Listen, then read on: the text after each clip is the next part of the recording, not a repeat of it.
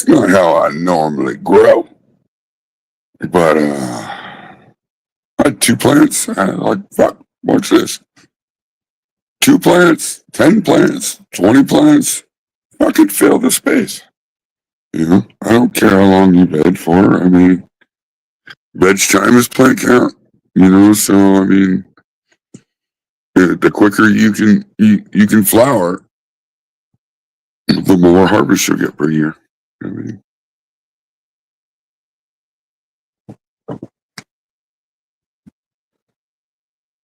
just don't do this. And then having a good team.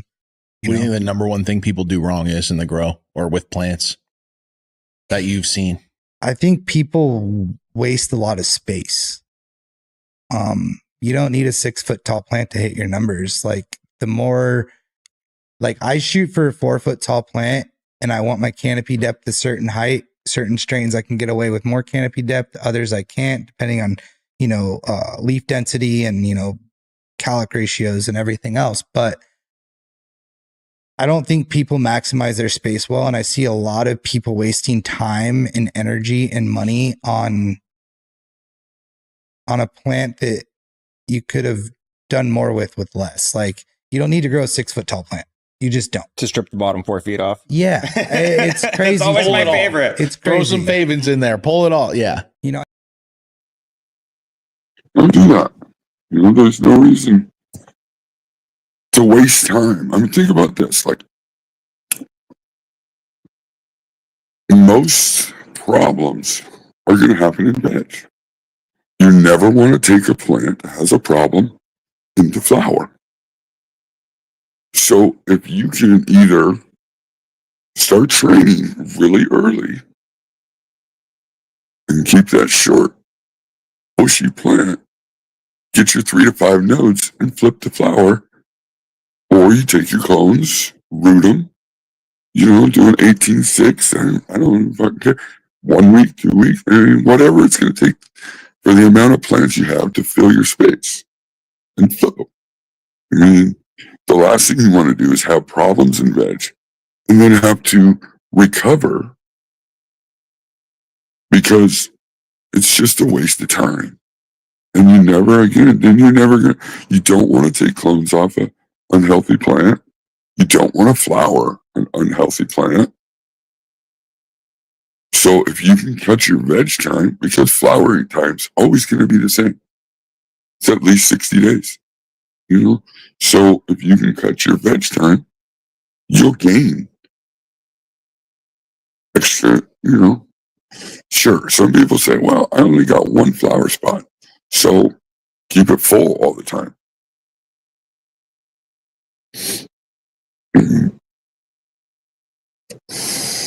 I mean, a flower tent's only going to get so many yields. There's only so many 60 days in a year, right? Just keep it full. Cheers, cookies. Jason, JB, cheers, everybody. I like the early streams. Honestly, if you look at the title, I was actually going to just do a stream and stay muted the whole time and just be quiet. A lot of people don't like to hear me talk. And, I'm not trying to fucking hurt nobody's feelings. I'm not trying to bash anybody. I'm not trying to do nothing except get people to grow healthy plants. I mean, I don't care how you do it. I mean, there's easier ways to do things, but I mean, do it however you want, as long as you fill your space with happy, healthy plants. I know people say, oh, I want quality over quantity, but here's what you got to understand. With healthy plants, with good strains, you're going to get both. If it's a healthy plant, happy, healthy plants, you're going to grow. It's going to grow to its max potential. So if the strain just isn't a heavier yielder, then it ain't going to be a heavier yielder. If the strain's a heavier yielder, but the quality's just not there, that's just what it's going to be. But for the most part, if you got good strains, healthy plants, you're going to get quantity and quality.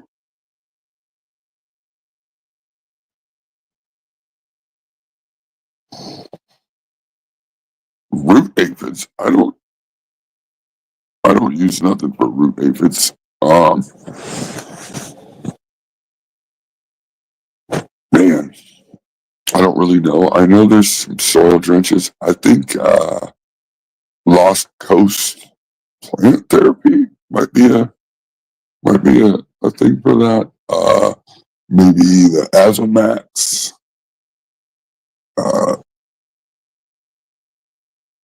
Aphids come out of the soil, so you probably could. Well, no, they're root aphids, right? They eat the roots. You might be able to use, I don't know really, but you might be able to use a little bit of hypochloric acid. You know, you might be able to fucking, I don't know if you know, something like that would cook those little bastards. But I mean, I'm assuming if you got root aphids, honestly, buddy, you're going to have root issues and you're going to probably fight that the whole time. And it's probably, I hate to tell you this, but you know what I'm going to say. It's probably going to be easier just to get rid of the plant and start over. I mean, if you absolutely have to keep the strain without looking at the plant, I mean, you might be able to take a clone, you know, but once you have root issues, it's tough. It's really tough. I mean, you can come back from it, but again, it's a recovery thing. And so then, you know, our most important thing indoor growing is time. I mean, if you got the space, you want to fuck with it. I mean, you can, but you take the risk of other plants getting infected.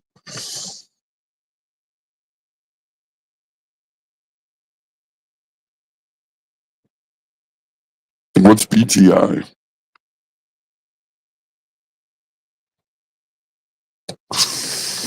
I've never had to deal with nothing like that, so I don't. I mean, honestly, this is what you know. I could have had root aphids before. Here's the deal: when I notice the plant looks shitty, and I pretty much know it's the roots, and it's just not a fucking. I got other plants coming up, and I just kill the plant off. I just throw the plant away because I mean, if it's having issues, I ain't got time to. You know, I have limited space, so I don't have time to fuck with the shit.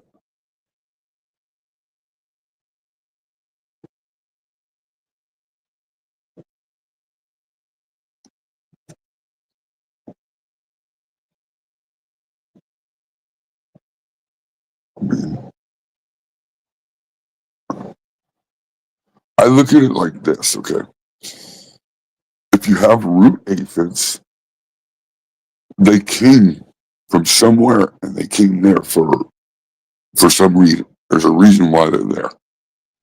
So even killing the plant, you still have to try to track down and clean and figure out how and why they got there.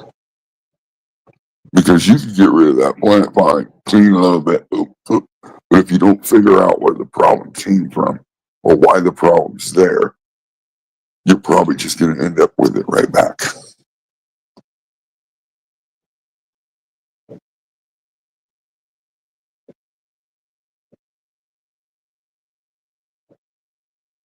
Yeah, I've never heard of BTI. I don't know what that is. Must be like a soil drench, I'm assuming.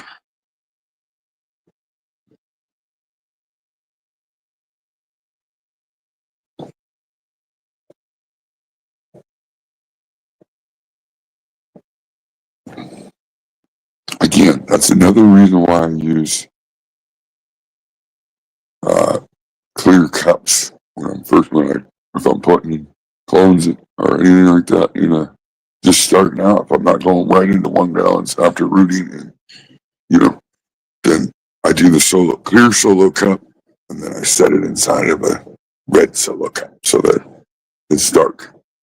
But the clear solo cup allows you, when you get clones from somewhere else, it allows you to visually be able to look at the roots. So you can kind of keep it, the clone quarantined, put it in a clear cup, and you can kind of watch the roots and you can watch the plant while it's in quarantine. And maybe that would help be able to see root aphids before you actually transplant into a dark pot where you can't see nothing.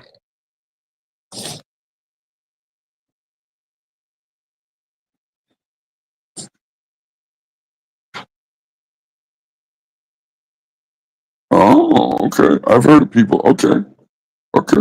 I've heard of people using mosquito dunks. Yeah. I don't know much about it, but I mean,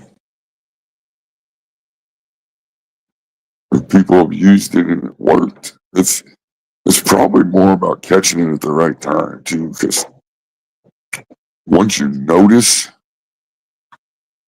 that there's an issue, I mean, the plant's already got an issue. I mean, is it going to be worth the time to recover? I mean, that's totally up to you. Obviously, time and space are really important indoors. So if you're wanting to fuck with it, you got the space and you got the time to throw it. I mean, do what you're going to do. But on a productive part of that, there's not any time.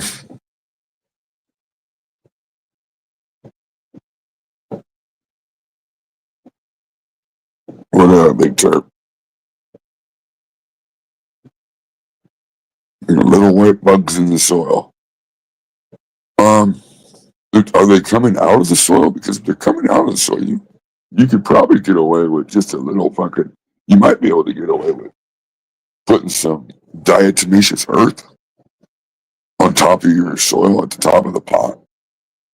And if you don't know what that is, it's just basically dead sea creature things. And what they do, it's in a powdered form. And what they do is they cut and they slice up any soft shell insects. Now, you have to reapply it every time you water, because as soon as it gets wet, it's pretty much dissolves away, But that can help with bugs crawling out of the soil. You could kill them right out the gate. And diatomaceous earth also has some silica in it. So, I mean, silica is always good for the plant. But you've got to be careful, because silica can also raise your pH.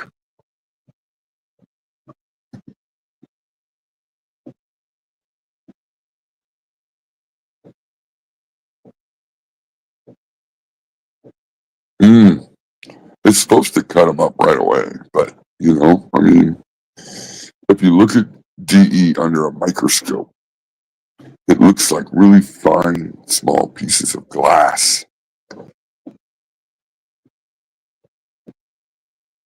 And it's supposed to kill them as they go through it. But, I mean, again, I haven't seen no scientific paper on that. I use diatomaceous earth. I personally, I'm going into cocoa now, so I'm starting to run cocoa now. I have plants in cocoa now. I like to add a little bit, of diatomaceous into my medium. I like to cocoa, same thing I do with soil. I put it into a tote. I leave it and I let it dry out. I put diatomaceous earth in it. I mix it all up. I want to make sure there's no bugs in it from the start. I mean, it's just a preventative. Is it 100% effective? I mean, probably not, but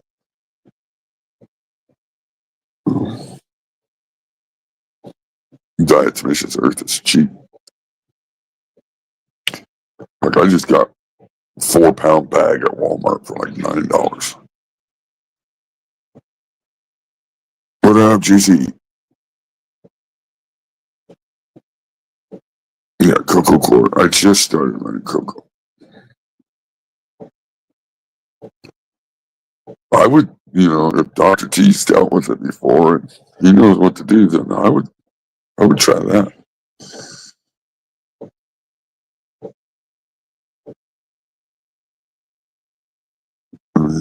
I would try to get, if there's a liquid or if there's a powdered form of it, I'd try to get that. But if you can't, you can get the pucks, but you'd have to like break chunks off or something and grind it up into a finer so that way you can mix it in the water.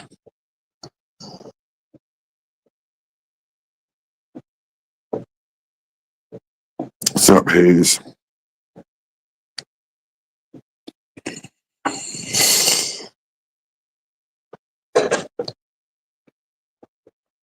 I've got to fucking cut a bunch of cones, throw away plants.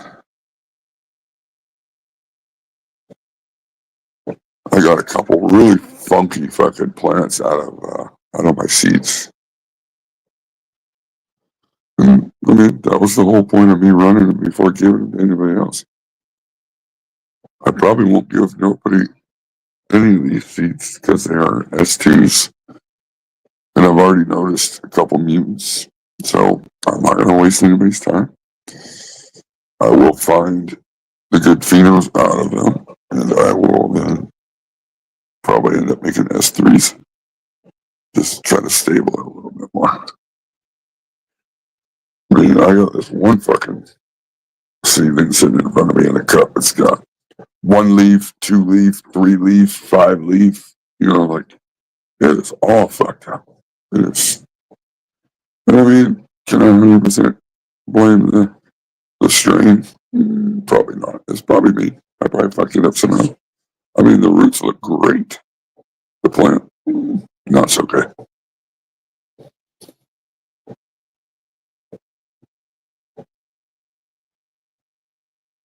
And it's in soil.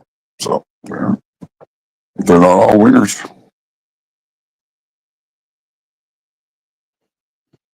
Not everything's a winner.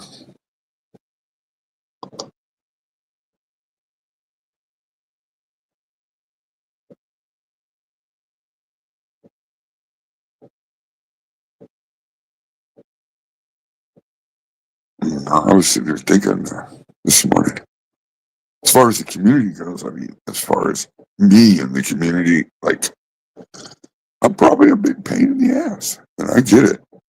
I get it. I'm not on the same course as a lot of people. I'm not. I'm not gonna lie. When I first got on YouTube, yeah, I wanted to get sponsors and blah blah blah. Just like the rest of everybody. But anymore, I'm just over it. I've learned a lot of shit, I could say, in the last 3 years.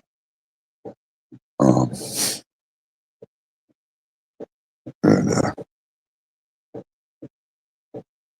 I'd love if I could give people information, but I really don't think people really want the information. They just want to chit chat and make friends. So I'm not,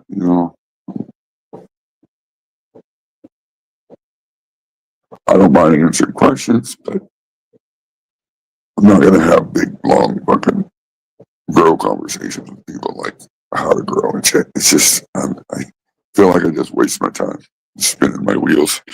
And I get it. Not everybody's going to want to do what I do. And that's not the point of what I talk about. What I talk about is how to grow a healthy plant. I mean, I talk about what options you have. You can train a plant super early, make big, short plants, flip, less plants that are bigger and shorter without the legs. Or you can do clones and do a quick flip in smaller pots. I mean, however you want to do it.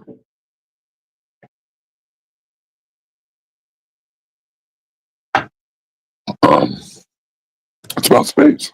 Like I can take and root clones on a shelf. Right? Then I can take those, put them in 1 gallons, put them in the 2x4 tent, 18.6 for 7 days, and flip them. No big tent needed. No extra big pots needed. No, so that's a space thing for me. It's real easy to do that. I use my 4x4 to hold mothers.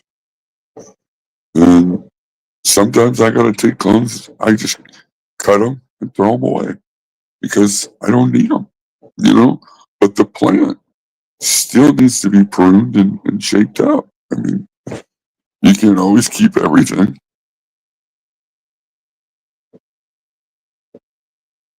Yeah, there he is, Coop. There sure is, buddy. And it's sad, and unfortunately I've got to realize that there's nothing I can do to change that. I can't even try to speak the truth and get people on board to continue to speak the truth because it seems like nobody's into that. They want to have friends, and I get it. I mean, once they get older, they realize, that you're better off alone as far as like not needing to have all these people around you that you think are your friends. I mean, once you realize it, I mean, you're okay. You'll be okay. Friends, I've found, just cost me money. I mean, I have some people that I consider friends, and I don't need a lot, People aren't loyal like they used to be. People are okay with lying. They're like, oh, well, everybody's dishonest, so who cares? And it's like, no, that's not true. That's really not true. It's not. I mean, it's harder in the long run to keep up with all your lies and all the things that you say. It's easier to just tell the truth. When you tell the truth and you don't give a fuck what anybody thinks, what the fuck's it matter what happened? It don't matter. I mean, I sure in the hell don't need to make up something about somebody else because, again, how does that benefit me? I mean, so I'm just going to stop calling out bullshit. I'm going to stop, people want to fucking censor people. People want to fluff people along. People want to hold each other's hands. Yeah, kumbaya. People want to do it. Fine. Do all that. Just, I'm over it all. You guys have fun with that shit. It's just unfortunate that the people that'll suffer is the new growers. I mean, they're going to take 2-3 years with all these fucking plant killers to figure out that what they're teaching them is just absolute bullshit. And even if you try to start a teaching channel, I mean, I'm going to call somebody out. I like the guy. He's in my home state. I like the guy. I really like the guy. Welcome to the Grow Tent. You want to learn from a guy? That guy will fucking teach you. He came from the same fucking school I came from. So, guy's got really good knowledge, but yesterday he really upset me. He's doing his little, I don't know, little grow off or whatever he's doing behind the scenes and on his website. If you haven't been to his website, go to his website. It's welcometothegrowtent.com. He's got some merch. Actually, his shit just dropped. The store just dropped, I think, yesterday. So he's going to have it open for a week. So if you want to get some shit, go over there and do that now. But anyways, he was saying how his little grow contest is he's getting these videos and these pictures and whatnot, and he's having a really hard time. And so he thinks he's going to bring in some judges to help him decide. And I was just really disappointed that he forgot where he came from. Because the names he dropped to have as judges was Mr. Grow It, fucking Rob from CLTV, Pigeons. I mean, those are the people he's talking about getting to help him judge. And the only problem I have with that is he knows they're not that great growers. he's only using those people to get the viewers. And again, in my opinion, that turns around and makes him no better than the rest of them. He can grow plants, great, but you only want in my wallet. You only want the subs. Okay, cool. I'm out. You know?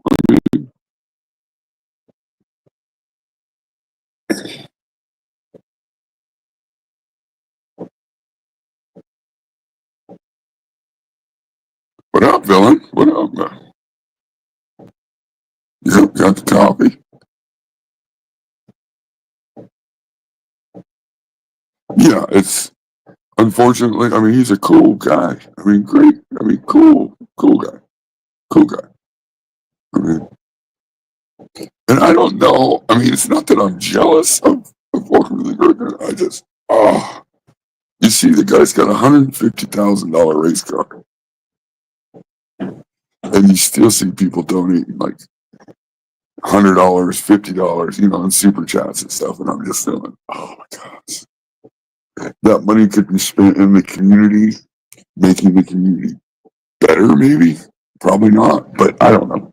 I mean, not that I want the fucking money, but I really don't think GT needs it. But maybe he does. That's how he's got money. I don't know.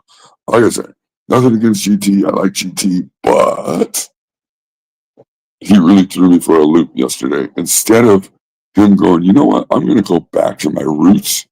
I came from the Grow Boss. I'm going to get some of the really good Grow Boss growers to help me judge and get their name out a little bit. You know, give them some credit for doing good work. But he didn't do that. You know,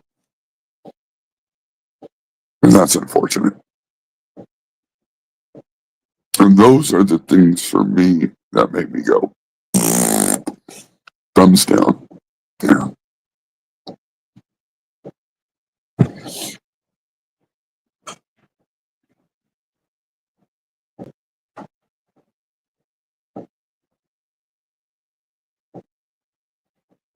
Well, when he said that he couldn't judge for himself, I instantly thought, yeah, he could. He doesn't want to be the one to be the asshole. Because, again, though, he knows that the Grow Boss guys are going to be super critical. They're not going to fluff. So it would probably hurt him in the long run to have Grow Boss guys judging because he's worried that's going to run people off. And okay, I get it. Okay, I get it. But again, the Grow Boss guys judging are going to be the most honest, in my opinion.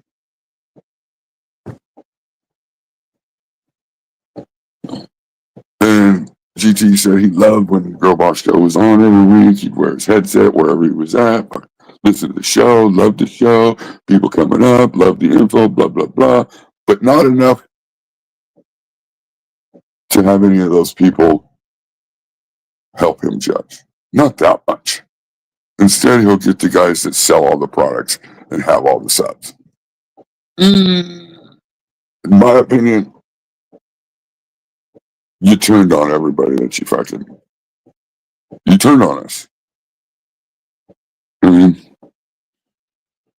you chose the big subscriber plant killers over where you came from and the guys that you came up with.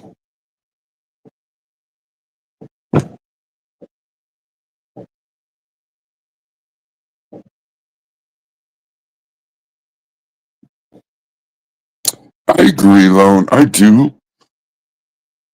But at the same time, there's some of them that would be, you know, I mean, like someone like me. Not that I want to do it. I don't want to fucking do it. I don't want nothing to do with that fucking shit. But someone like me, I'm going to look at it like, okay, this is Welcome to the Grow Chance thing. I don't want to fuck it up, but I'm going to be honest, but I'm going to do it in a way that it makes it seem like it's nice. It's not straight dick mode, because I wouldn't want to hurt Welcome to the Grow Channel stuff. But at the same time, I don't want to fluff welcome to the Grow Gents people either. So, I mean, it's kind of, I get it both sides. I get the both sides of it, but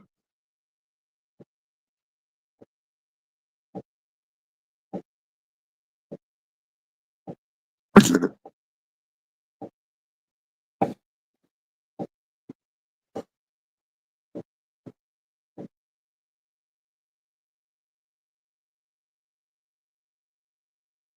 Absolutely, Uncle. I believe there is. And I believe that the people that you would think are going to be the biggest assholes are going to understand that that's welcome to the Grow Gents stuff. And they're not going to go out of their way to try to, hurt his what he's built. And I feel that's probably why he didn't pick anybody from Grow Boss. I mean, hold on one second.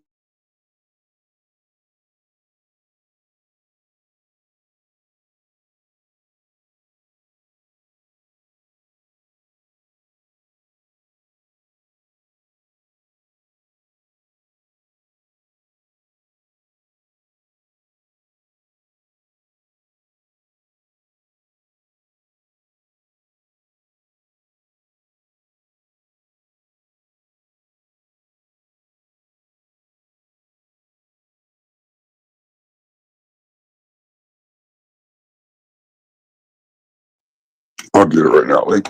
I'll get the link up here. And all of these really super early ones, there's nobody really wants to jump up.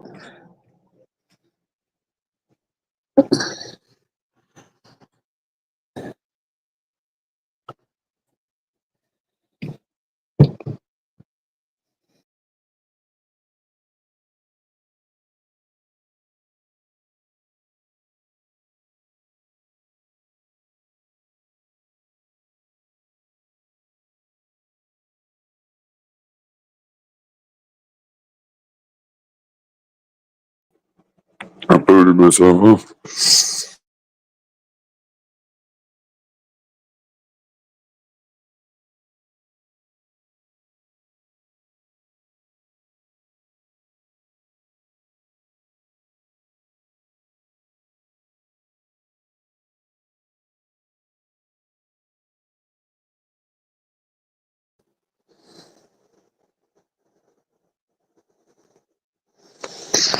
There.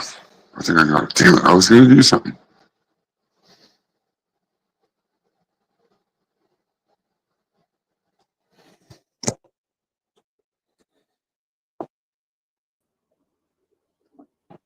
Morning. Morning. Howdy. Oh, I like the early streams. I don't mind. I get up every morning. The lady gets up, 5:30. She has to start work at like 6 or something on the computer. Yep. And so I'm up every morning at 5. I get up, make fire, warm up the house, get her coffee and office warmed up. So I'm awake and I start the generator and shit, so I'm fucking awake at 5:30 every morning. Yeah, I usually wake up super early. I just went on StreamYard minutes, and some days I just don't feel like fucking going live. Some days Why don't you crap, man? I know, I gotta get the keys. I just haven't God done it. damn it, man. All you gotta do is sign into my name and I'll send you the code. And then you're in there. You can go in anytime you want. We'll figure it out. I just like the morning ones. Sometimes at night I pass out early, fucking miss all the shit. Yeah. Miss V was mad at me last night. Boy, I was fucking tired, dude. I got up early at like, I don't know, it was at least 5, got everything ready. And then I went to worked half a day and banged a bunch of shit out real quick so that Monday I could have an easy day. But knocked out a bunch of shit at the shop, got done with the shop, went over to the wood piles, loaded a full truck of wood myself, alone.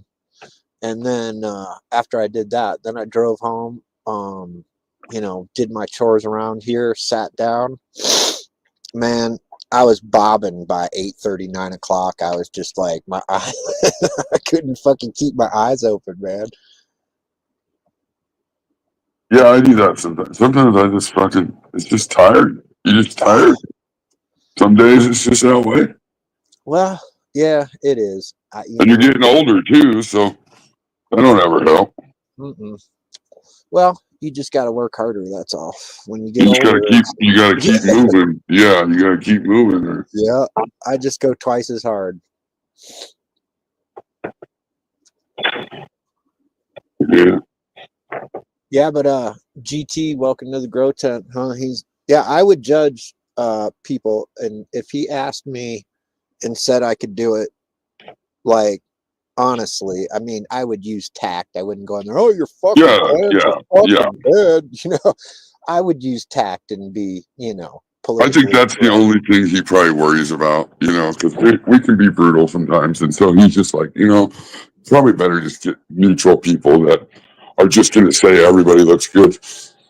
Yeah, now see, he knows I wouldn't fluff you, but I would probably be a little more tactful than look at your fucking dead ass shit, fucking Right.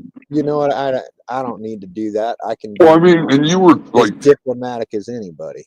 you were on the borderline of being a girl boss guy. You know what I mean? Like, so you were there, but you weren't there. You know what I mean? Like, I was there for different reasons. I wasn't there to learn anything. I was well along my way, long before I got long before I found Grow Boss. But when I started Grow Boss, I was watching like you. Everybody was killing their shit, and I'm laughing. I'm sitting back going, fuck, how hard is it to grow weed, y'all? And then I watched a little more, and everybody just kept killing their shit, like with the wildest stuff, man. And I'm like, I'm going to go on here and troll some of these fucking people. And so I went on and flexed one time, and, the boss, and I quote, there's nothing I can say. The garden is perfect. And I'm like, how hard was that? What's wrong with the rest of y'all? You know what I mean? I'm fucking nobody over here. right. And I just, you know what I'm saying? Like, I kind of chuckled, but I was there from the beginning for a troll status, I Right. was watching the boss destroy people. I think, really, GT came from the Grow Boss. I think when he started, his whole thing up and going, a lot of his first supporters came from the Grow Boss and all that, so we kind of helped him get going. And then, I don't know. For me, this loyalty is a big thing. So I feel like when you turn your back on where you came from, it rubs me wrong. I'm not sure that I think he necessarily turned his back because, I see Grow Tent. He comes over my shit all the time. He stops in when I'm chatting or I'm live. Yeah, he's a good dude. Absolutely good dude. I don't have no problem with him. He worked really hard without anybody fucking help for that channel. You know what I'm saying? So like, if he pushes a couple people aside because he wants to keep a different light on his channel, I get it. You know what I mean? Yeah. He worked hard to make that fucking channel.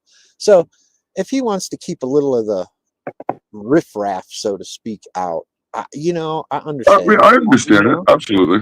Or not even take the risk, not even like, I'm not even going to, like he's probably thinking it's not worth, worrying about it. Like I can get somebody over here and let's be honest, he could probably get more people over to his website, piggybacking off of their subscribers, just like they do with everybody else. That's it. And he didn't do that. He did all his own thing, promoted his own shit. Now, granted, the fucking Silent Bob helped him out quite a bit. I mean, it's good to have a buddy that's, worldwide famous. Oh, yeah, Kevin. You know what I'm saying? Yeah, but nonetheless, these were his in his pocket. You know what I mean? These were his little bag of goodies and what he had up his sleeve. So I respect GT. He worked hard for that channel. He did his own thing. And again, like the riffraff, it's like, you love your boys and you want to party with your boys, but they're not the dudes you bring home to your chick and introduce to your family. You know what I mean? Right. Yeah. They're a little rough around the edges, Yeah, we are. we're pretty. We can be pretty savage. You just need to use a little etiquette, and that's what he's probably more I think concerned that's with. it. You know what I mean? That's the whole thing, right? Like, well, you know how it is. Good news spreads fast. Bad news spreads faster. So Oh, yeah. all it would take is one little show, somebody to do something that a bunch of people don't like, and then all of a sudden it affects him in the long run. Well, and then like Dr. T right here, PKR Hammy is back. You was right. See, he's not into the fucking drama shit. He could give a fuck less about any of that. And I'm sure he doesn't want any of that shit anywhere near his fucking channel. You know? But that's it's his shit. I mean, he's like you said, he's spent a lot of time building up what he's got. Yep. So I mean, What's up, Dr. T? and he's got a good thing going. I mean, I wouldn't want to fuck it up for him. That's why, like I wouldn't. If he asked me, I'd tell him no. Because for one, I mean, you don't want school of crop. I mean, everybody knows that if I was there judging shit, they'd be like, "Oh fuck, I'm not even doing it." Well, I'm a dick, and I don't mean to be a dick, but I just want to be honest with people. Well, that's it, and I'm 100% with that. Now, see, wherein the difference between me and the rest of fucking PKR and all the bullshit that goes on, the difference is I'll use a little bit of etiquette. I mean, if your shit sucks, believe me, I'm gonna tell you your shit sucks, but I'm not gonna just, like absolutely fucking crush your fucking person and ego just to tell you your plants suck. I'll only do that to the people that are fucking arrogant and think that they're teaching people shit that they're not. Then I'll jump those guys, but not a normal guy that just wants to learn to grow. Like there's no point in that. We all need to learn. What's up, Junior? Super Bob, Lorax, what up? V, they think I'm stupid. Villain, they think I'm stupid. I forget it. Nothing. Okay. Well, I didn't think that. Well, no, he said up top that Girl Boss told you to add light, and you added a light. And yeah, you told Girl Boss, thank you. Okay, so here's the scoop. The one thing the boss did say one time about my garden is he's like, that is absolutely fucking amazing. Lights are on the roof, blah, blah, blah. And he goes, but I just think that maybe you could add just even a little bit more light. And I'm like, well, I mean, I suppose I could. I'm not opposed to light. You know what I mean? Like, I'll add as much light as I need. So I put another 400 watts, and which brought my total wattage to like, I don't know, 5,500 or something like that. 5,400. And I did add a 400 watt metal halide to already like 2,500 that was there for that was already there for veg. And that's what he was saying, is that I needed a little bit more light in veg. And I'm like, all right. That's only because the room was so fucking full, though. So, I mean, it wasn't a bad thing, like, wow, maybe you can use a little more light. You're pretty full. Your plants are all healthy, like. But see, those big plants would only use that light for like 2 weeks, maybe. Oh, yeah, a couple weeks. It was only a couple of weeks. Yeah, and then they're in the rotation. So that extra little bit of light might have helped a little. But, I mean, for the way I was growing, I was doing a 3-light rotation. I think you were the only one. You're like the only one that said, hey, maybe you need a little more light. Right. Yeah, right. GB taught Lone how to grow. I busted all of Grow Boss's myths. Fucking Girl Boss sent Lone a package and Lone sent it back. Fuck you. Yeah. Don't fucking tell me. I did it. I made it. I paid extra so that it would be there on Saturday when he had his show. Yeah.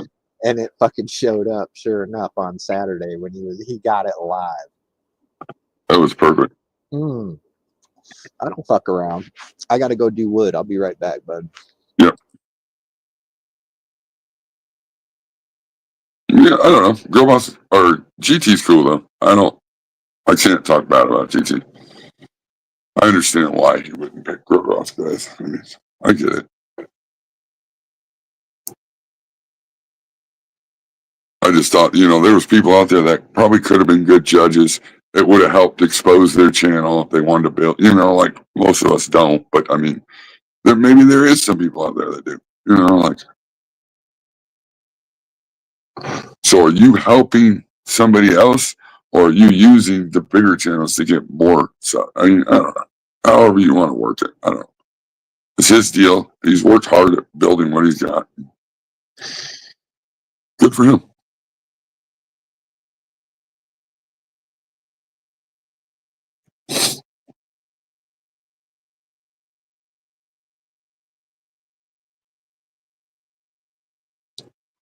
Yeah, but then you get to the where you're borderline one of the fluffers, right? Just for money. And I mean, GT's pretty honest though, so I don't know what goes on in his little private stuff because I don't.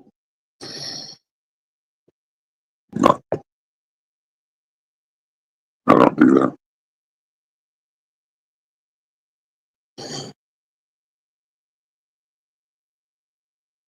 I mean, GT's giving him done giveaway. He gives back, so I don't. There ain't a lot I can say. And he grows good plants, teaches good practices.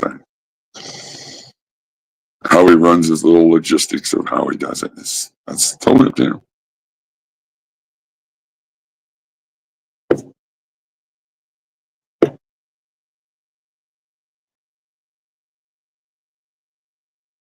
I just look at like those bigger channels don't support him, so I mean, why is he going to give them the push? But whatever.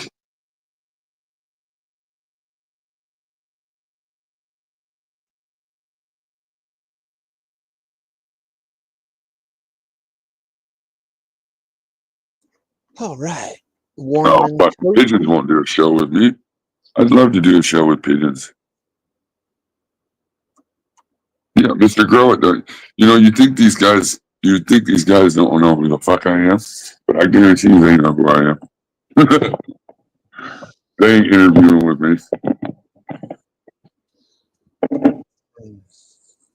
Because I'm just going to ask them, like, straight up, like, how come this, you know, how come this is the business model you chose?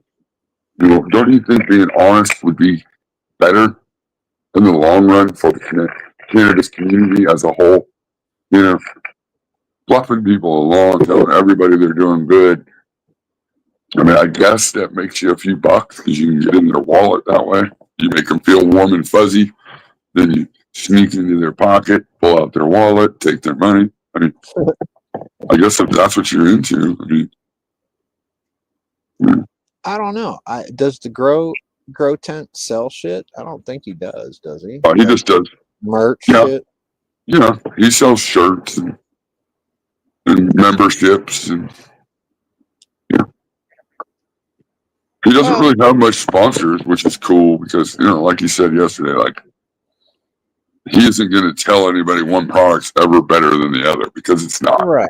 You know, so the companies aren't hitting him up for sponsors because he doesn't do that, you know, like.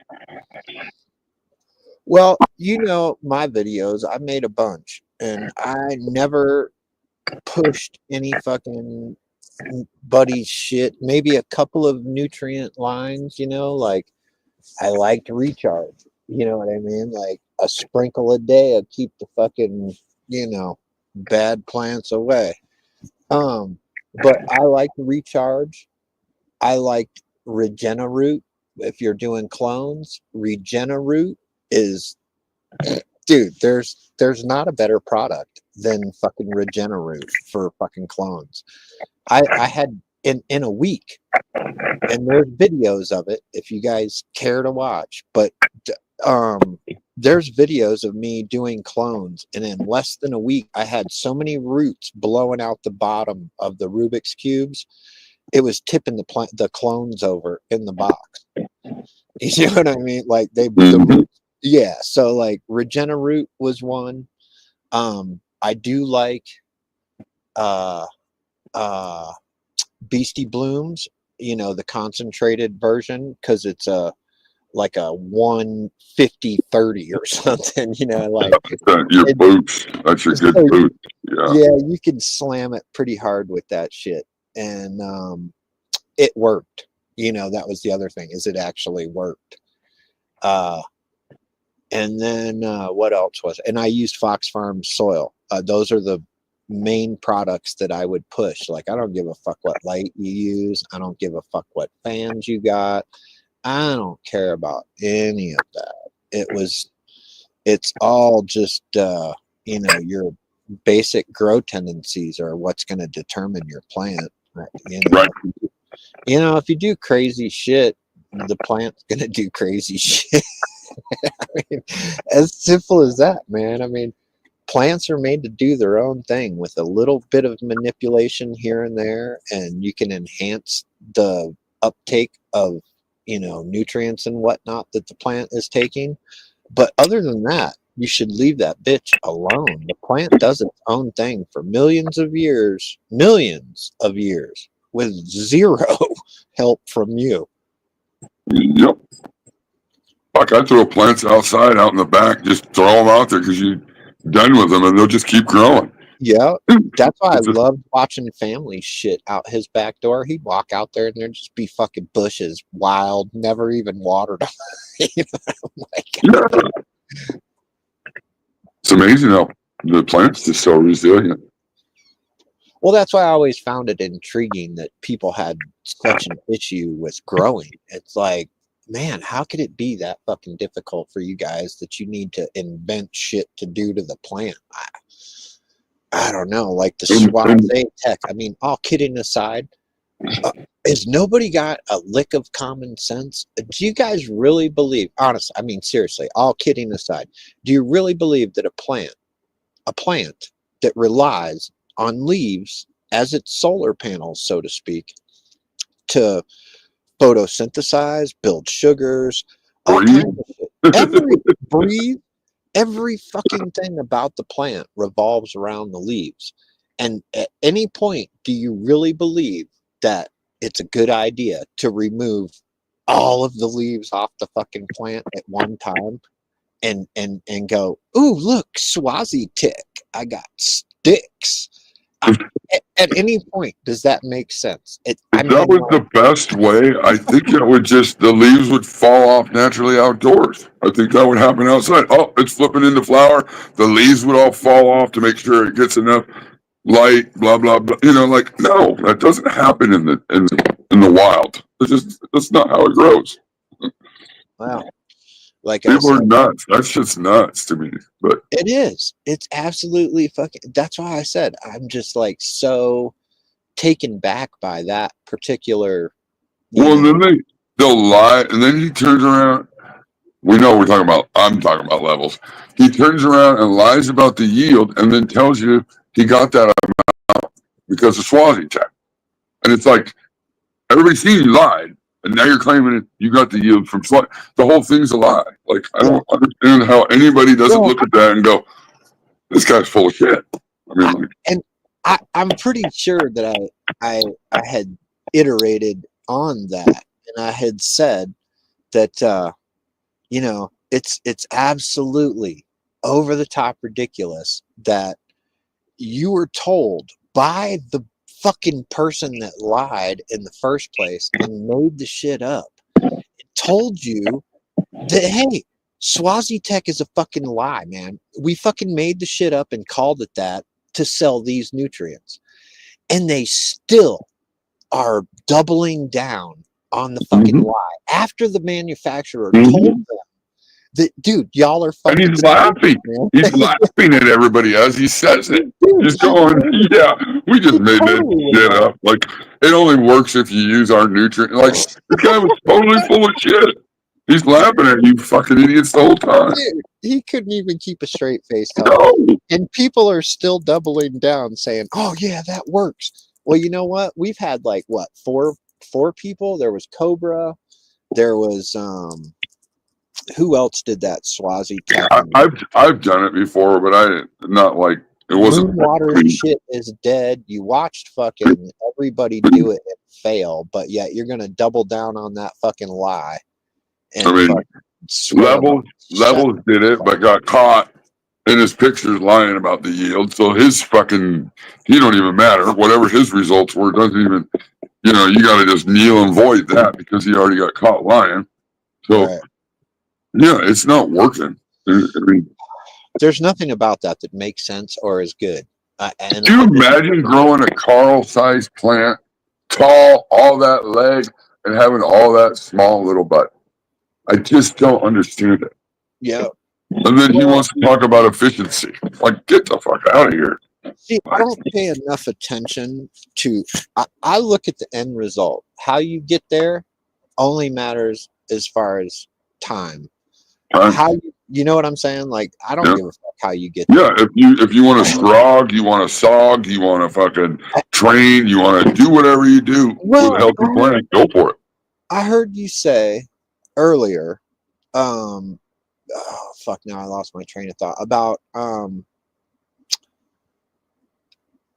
there's a lot of ways to grow weed.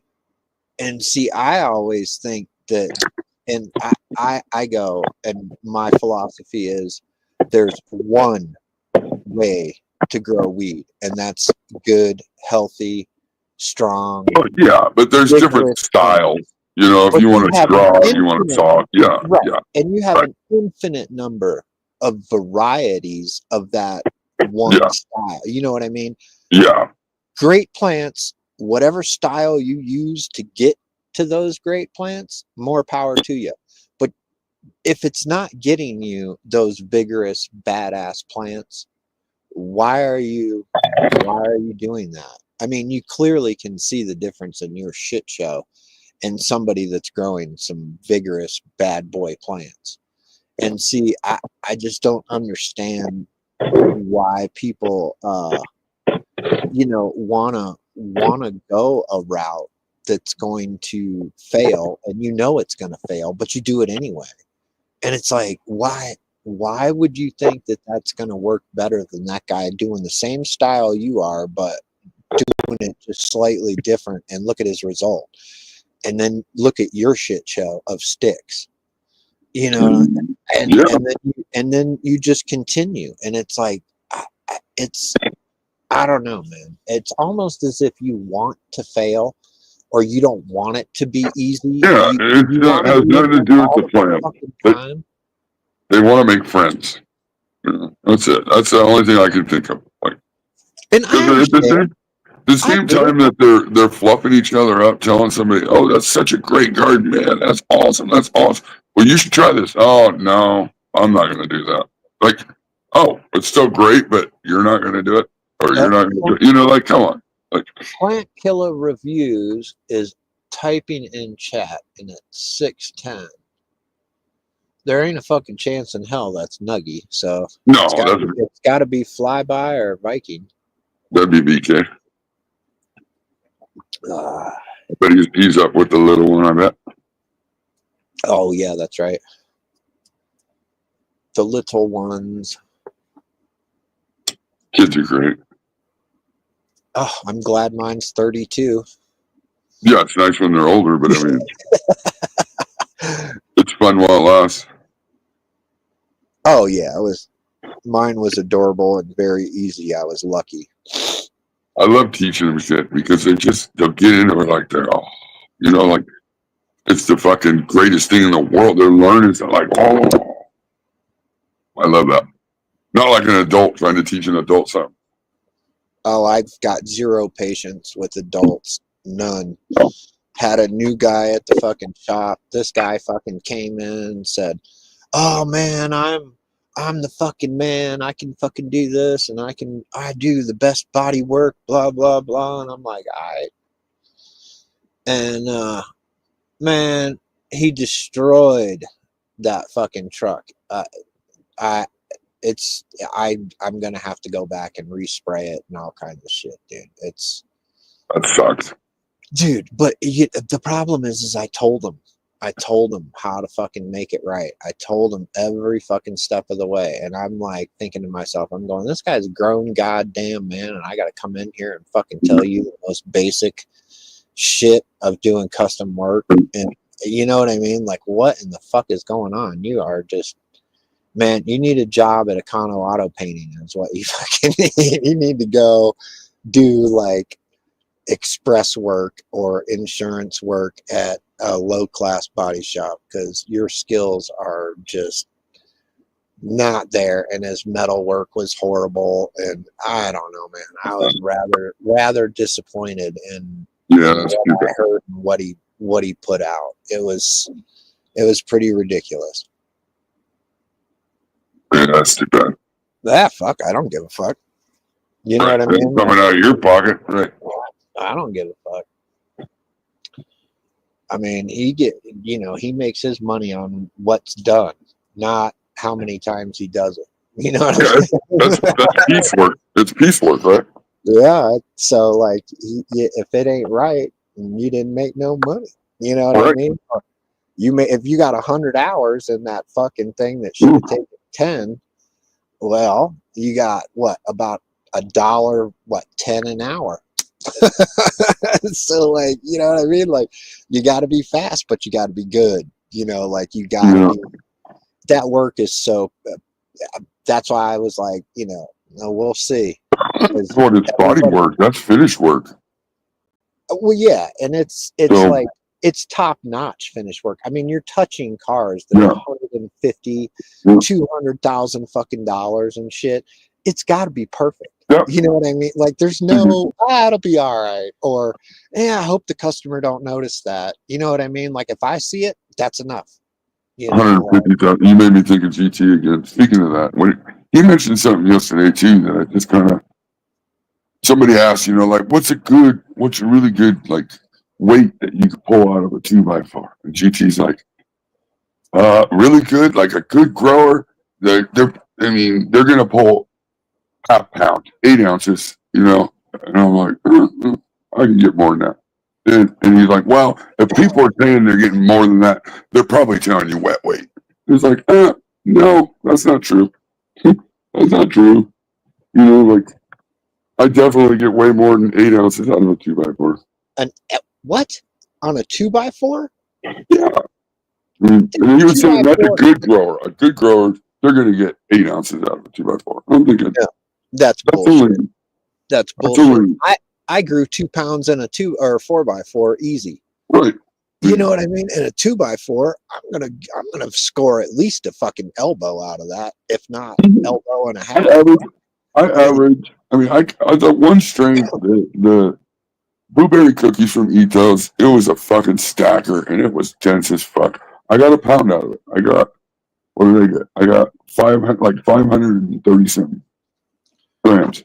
But on average, with all the other shit, I get about 13.5 to 14 ounces. I can steadily do those numbers. I've done it in both the 2x4s. That's not over and over and over and over. That's not an issue. I think that people have is they want to change shit up. They want to do this. They want to fucking blah, blah, blah. And it's boring. Once you figure it out and you got your shit down, dude, it's fucking walking. Yep. Right. Peace It out. is boring. I'm out. It is boring, but guess what? Now you're getting all this weed consistently, and you still have time to do other shit. Yep. Like, there's nothing wrong with that. Cool. I can do something else. I don't know, man. I lead a busy life. I do a lot of things. You know what I mean? And weed is just one of those little extras that I have to do if I want weed all year. You know what I mean? Like, and I'm passionate. And I'm passionate about the weed, and I'm passionate about the community or whatever. I want it to succeed. I want everybody to do good. But I look at anymore, for me, like, growing weed is like doing the dishes. It's got to be done. So you get in there, you do it, and you get the fuck out of there. Yeah. Crop, I couldn't agree more, man. It's just another chore. I'm serious, y'all. Once you guys actually figure it out and you start growing great plants every single time without even thinking about it, and you just do it, man, it is so boring. It's like, oh fuck, I gotta go fucking take it, blah blah, and bam, 10 minutes you run in there, water everything, look, yep, okay, peace out, fucking done. That should be the extent of your fucking this whole lifestyle of growing. Bitch, you ain't making no money. You know what I mean? If you're in a fucking tent, oh, there's the man. There's my buddy. If you're in a fucking tent and you're growing weed in a tent in your fucking bedroom or your fucking downstairs fucking laundry room or something, just shut the fuck up, man, because you're not making money doing that. You know what I mean? So there's no reason to make that your style of life. You know what I mean? Right. And I just don't understand the need to be in the fucking room. Do you see people? Have you seen any Hi, John. like vegetable gardens? People be so obsessed as they are with cannabis plants as they are with no. You'll see them go out there, plant their shit, water it, and go. What's even better than that? Now think about it like this, and you got to use a little intellect. All right, so you have this fucking little old lady, right? She ain't read a book her whole fucking life. You know what I'm saying? Like she just grows this amazing fucking giant garden, right? But not only does she just grow a giant garden, see, everybody struggles to grow one fucking plant, right? This little old lady grows tomatoes, carrots, fucking potatoes, broccoli, you name it, she grows it. And there's 100 different kinds of shit she grows. And you can't grow one fucking plant in a controlled environment. Just shut the hell up. You know what I mean? No, but you just said it right there. Your little old lady's outside using Mother Nature to her advantage. I mean, she may succeed in spite of herself most years. Most people can't control their environment. That's the key. You just hit it right there. It's controlled environment. It's not about growing a plant. It's about controlling an environment and then growing a plant under those ideal situations. You know, but we all know things don't have to be ideal. You know, but you won't get the best. You won't get the most, and you won't be consistent if that environment isn't dialed in. And that's, you know, it's weird to say, like, it's kind of about the equipment. It's kind of about your space and how you use it. A little bit of it is, right? But, and I'm not disagreeing with you, you know, like, you know, and that's the thing is, like, everyone's like, oh, so much stock in what different strain you're growing. Oh, this is different than that. And this is short and bushy. And this one's a stretch. And this one's got little nugs. This one's got big nugs. Little old lady doesn't give a fuck about which type of tomato she's growing. She don't, right? Man. She just grows good no matter what it is. Yeah, how many millions of types of tomatoes are there? Many cultivars of different vegetables out there. They don't care. And, you know, I have to guess that there's probably so much bro science in the little old lady gardening community. You know, that's what they used to call, like, wives' tales and shit, right? Or, you know. My grandma, when she would go out in her garden at the beginning of the year, she swore to Christ that if you fucking put cane sugar, and she won't use white sugar, it had to be cane sugar on your fucking personal patch of corn and your personal patch of tomatoes. Like, you know, they would do big fields, but she had her garden, you know what I mean? Like, for their vegetables. And she swore up and down, if you threw sugar on the fucking and mixed sugar into the ground to grow fucking corn and tomatoes, that they would be the sweetest fucking things ever. And how much truth to that is, I don't know, but I could eat her fucking tomato soup all fucking day. You know what I mean? Right. There's never better corn on the cob, I'm pretty sure. But you consider what you just said too, like, you know, or how about starting seeds on a full moon, or watering on a specific, you know, any of these little, the pinch of sugar, pinch of salt, whatever the fuck that. But it's those things are such micro adjustments. Like, they couldn't account for everything. Right. No one in this fucking community understands moderation. Right. And that's how you get schwazi. Because you know what? A big, healthy fucking plant in a controlled environment will grow leaves out of control. In fact, you will end up with more leaf than bud, and you will suffer. Your buds will suffer from that healthy plant growing so many fucking leaves. So the moderation, the moderate approach is some light defoliation. Defoliation where it matters. Leaves that are shadowing, you know, laying shadows on buds that would be considered tops. Yeah, let's take them off. Stuff down at the bottom where it's going to, you know, attract flies and, you know, gnats and, you know, just keep the humidity too high, like your soil level, the bottom 30 of your plant, yeah, we take those off too to stay clean and healthy and not have like rot and putrefaction happening in our gardens. But it's not it seems like someone just went like, man, some light defoliation helps. Some frequent light defoliation helps even more. Let's just fucking defoliate the whole plant. That should be way better, right? And you just dial it up to 1,000. Well, No moderation. You hit it perfect. You hit it perfect. Dumb, stupid, aggressive males don't understand moderation. You hit it perfect by saying about like talking about environment, and now you think of the plant. When you grow these tall plants with these long legs, you got to think of how many different environment zones you're creating in the plant, right? You've got this bottom zone, and now you got the middle zone, and now you got the top zone. And why not keep it shorter and have the one zone that you got to focus on and get the best from the healthiest plant? Right. Well, that makes entirely too much fucking sense, Crop. I'm about to go fucking rip all the leaves off my fucking plant, like every single one of them, just because you told me not to. Obstinate defiant disorder. Yeah, we see a lot of that out here too. I told me I can't. Well, I'm gonna fucking do it and write a book about it. I've been told by the liar himself out of his mouth that it was a fucking lie, and I did it just to sell you some fucking newts. But in spite of looking like a total fucking dildo, I'm gonna double down on it. Right. Oh God, that's just comedy. Let's talk about that. Let's talk about that for a second. Bud rot. Okay. First off, they're not growing big enough buds to ever get bud rot. Their buds aren't getting big, fat, juicy enough to have that environment inside the bud to get bud rot. I mean, they're just growing too small buds. And a lot of that's going to be from defoliation.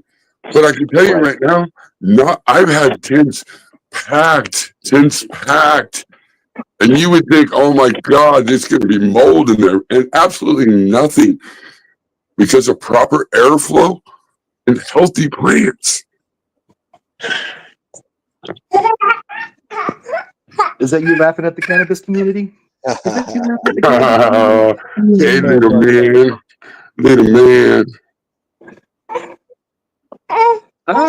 No, what's that? That's the your universal mini. sign for I need your attention right now. That's mini. Okay, we're gonna get what we want because we're one. I know. Okay. Yeah, Little ones. Shit, yeah, even my he's starting to talk a little bit. It's nice too. Yeah. A little bit of talking. He's got a couple words for stuff. And it's always super adorable. We've got these LED tea lights, and he likes to play with the lights.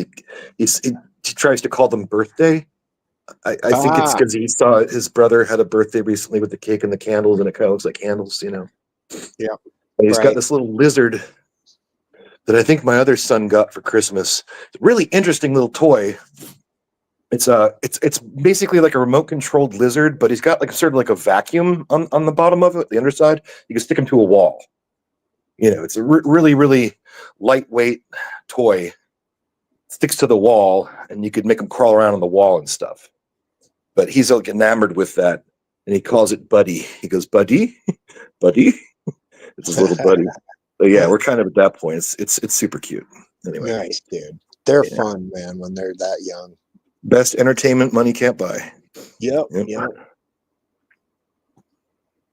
And Dutch Master, I mean, yeah, gnats could land in your butt. I mean, but when I think of that, I think of like, obviously the probability of that happening would be you would have more gnats, right? The more gnats you have, the higher possibility of that happening. And so I wouldn't focus on the gnats landing on your butt. I would focus on not having gnats.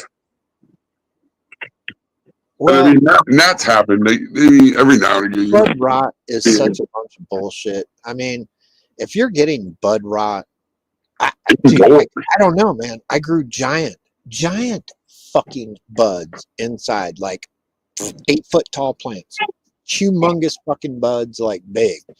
That biochem was so huge. I in all the years of growing inside, which is a lot, I've yet to get bud rot or mold or fucking anything. I just don't understand. And when these, and like Chapo said, these guys are growing these little fucking tiny Bic lighter sized buds, talking about bud rot. Look, if you got bud rot and you're growing buds the size of a Bic lighter and think you're winning, well, good for you. But I only muted John because I thought I heard his wife.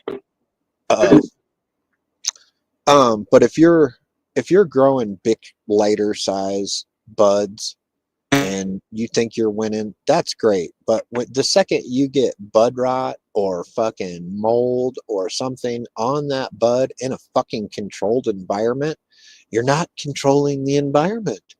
You know, like, let's face it, in the fall, you don't have a lot of rain. There's not a lot of fucking moisture in the fall. That's why everything dries up and dies. All right. So you're hit. Yeah. See, like when you're 60, 70%, dude, if you're in veg, maybe, but you're going to get powdery mildew or some kind of shit at 70% humidity in there. I grow inside vegging, and this is me, but my environment's consistent, y'all. See, that's the key, is you got to be the same all the time.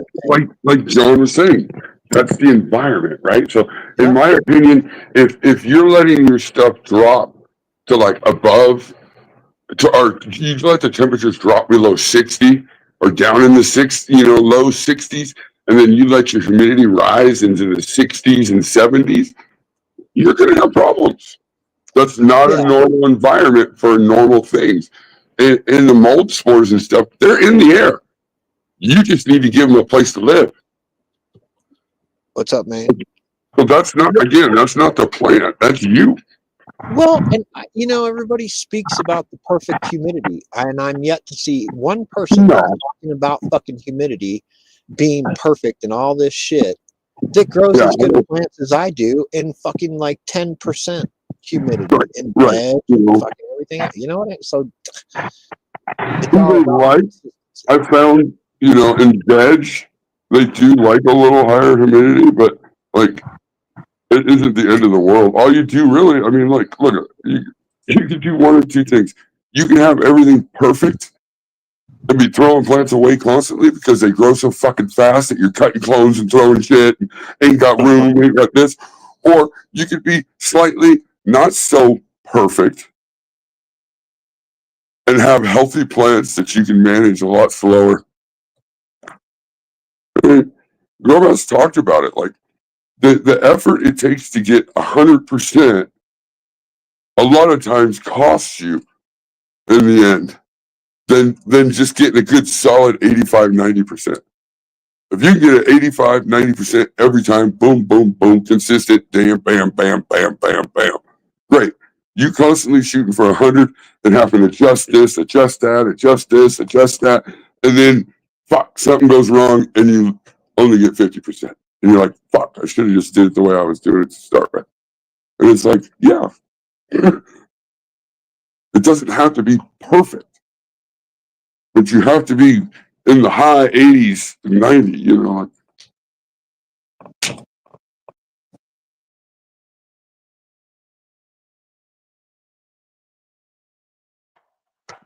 Yeah, most people aren't going to get that, Most people aren't going to even understand that concept, Like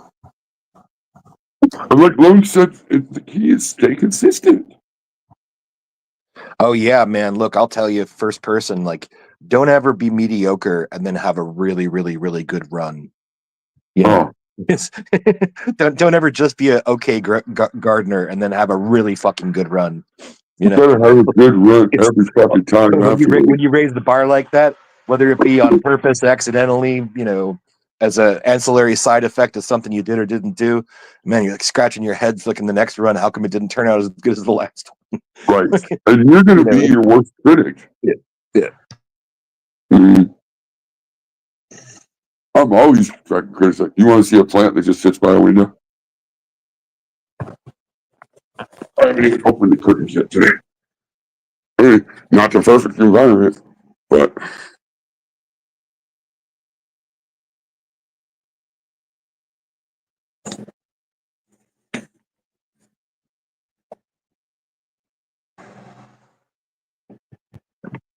yep, there you go. There's a house plant. Window for it.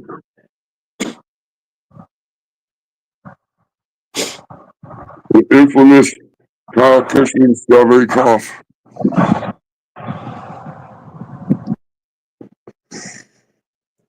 They just get too big for the tit.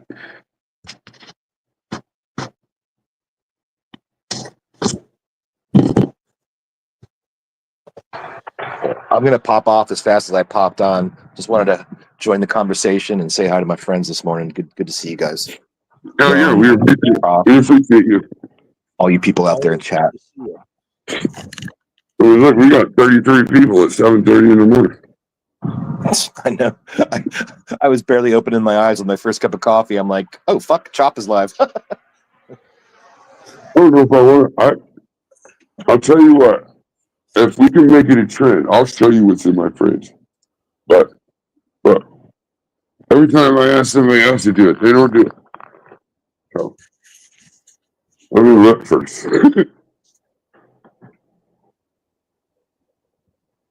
I'll show you my fridge.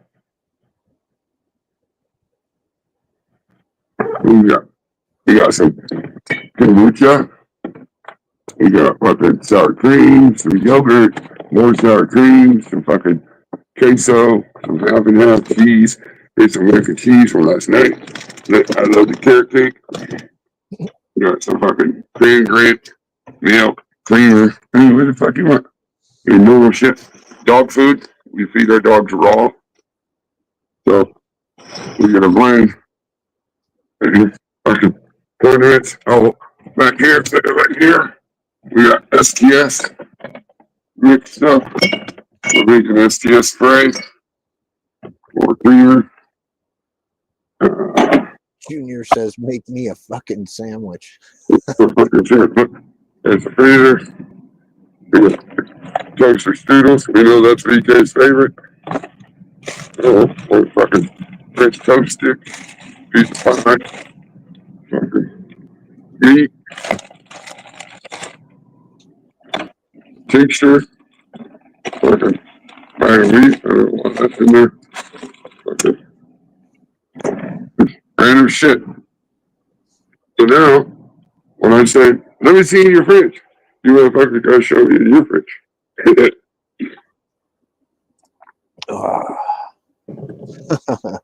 My fridge is Oh, I mean, is full of stuff. I like to throw that out there when people they're rattling off about their grow and they got this strain and they got that strain, and then they look in the chat and they're like, what's in your fridge? What the fuck? Who cares about what you're growing? Let me just see it. Is it healthy? Is it nice? Let me see the bud. Like, used to be a time we didn't give a shit what it was called. I mean, I could call it triple chocolate blueberry fucking crunch. I mean, who cares? Doesn't taste nothing like any of that I just said. Oh, there it is, the fridge challenge. Oh, man. You gotta do it. You gotta clip that little piece of it. Fucking put it out there. Make a cool little video. I challenge fucking Deuce P-Roy to a show your fridge challenge. Oh, shit. I should. You got 24 hours, Deuce P-Roy. Show me your fridge. You're going to put your life on danger over a fridge.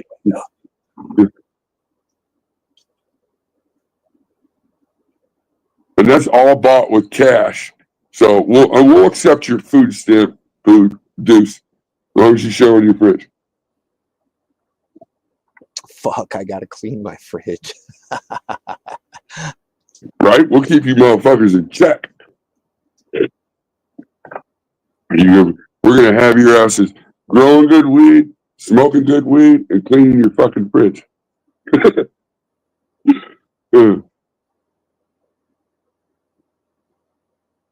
Well, there you go. There you go. I don't have a microwave either. I haven't had a microwave in almost 10 years.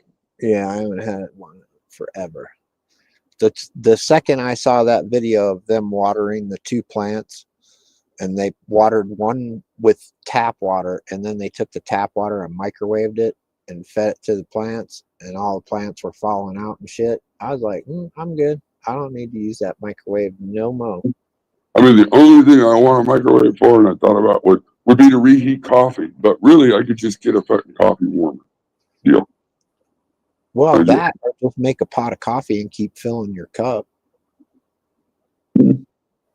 Yeah, I use a French press. So. Oh, right. Well, I like French press. It's just sometimes in the morning I need coffee right now.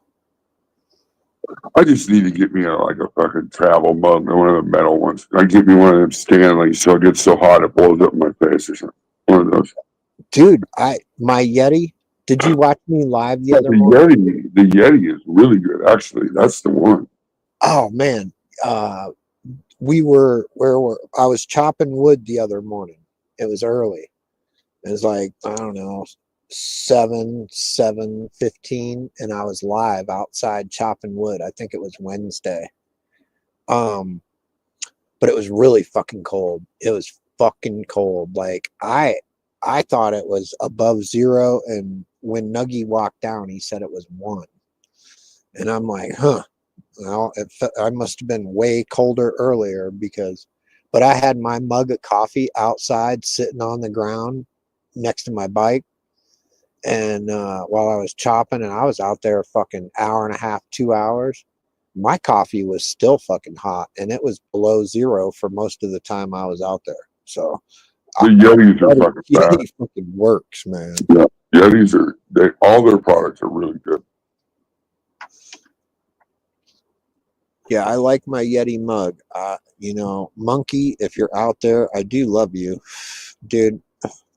And Monkey made these for me. Where is Monkey? I haven't seen Monkey. I haven't seen him, and he's mad at Nuggy for something. I think it's Nuggy. I don't know. He's mad at Nuggy.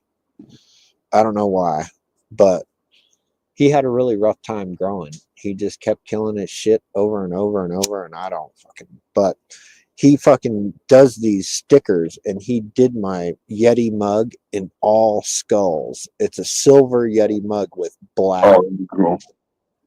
I know. I'm gonna try to get my buddy. He's got one of those really fucking big. It was like $12,000 for this big engraving machine. It's supposed to do metal and fucking wood. I want to see if he can do cups. Oh, I'm sure he could. It sits on a stand and it's 3D. Yeah, right? it's fucking huge. Yeah, it has these huge bits and shit. It engraves like in glass. He makes those like little glass signs that you set on the little bases that light up and shit. Oh no shit! All kinds of shit. Yeah. Wow, that's cool. Keychains, fucking it's just everything. I'm not sure if I know they do. They have a DTS printer, so they do shirts and cups and all that shit too. But I'm just not sure if that machine. It probably does. I imagine that thing fucking. If you can stick it in there, it'll fucking do it. It was like a new tool or something. It was fucking huge. But they go to a lot of cannabis events and shit. Well, and engraving is kind of nice, because it's permanent. There's no fucking sticker to wipe off. There's no paint to wash off or whatever. Right. It's there forever.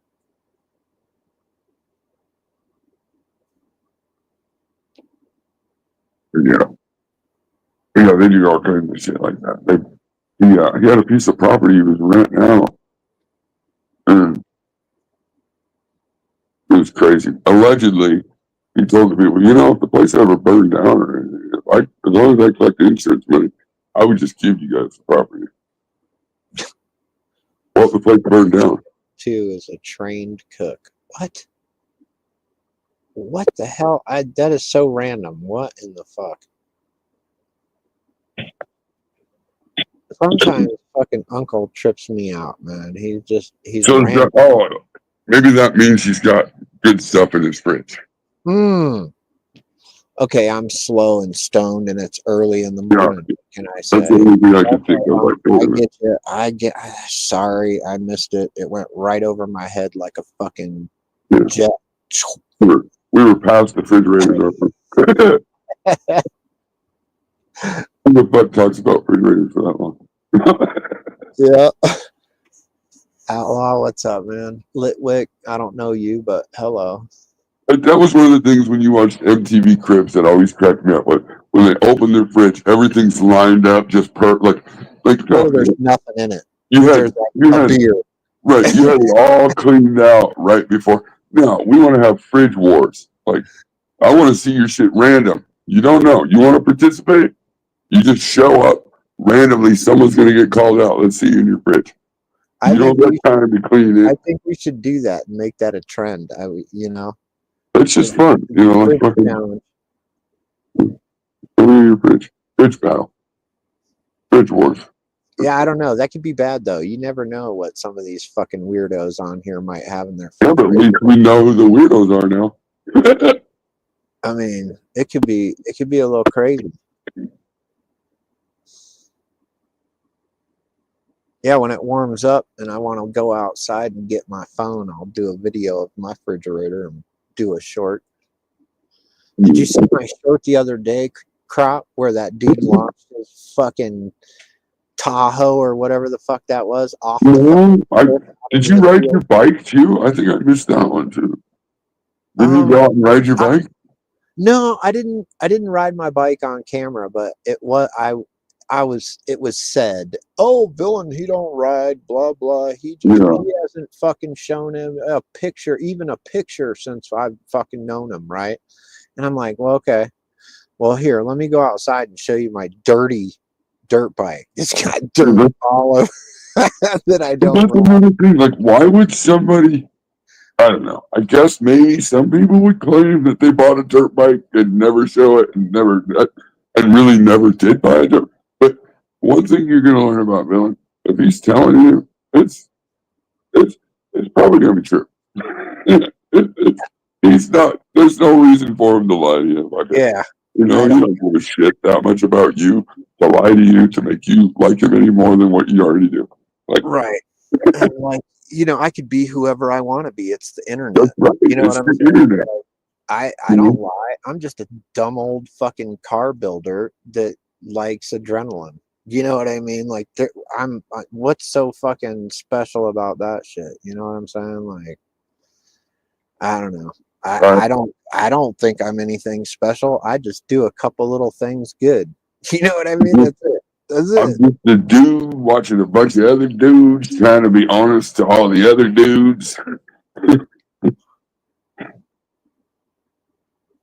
Oh, the 500? Yeah, I traded the 500, Bob. I got the new one. I got the new bike. Yo. You got all your plastics and stuff, right?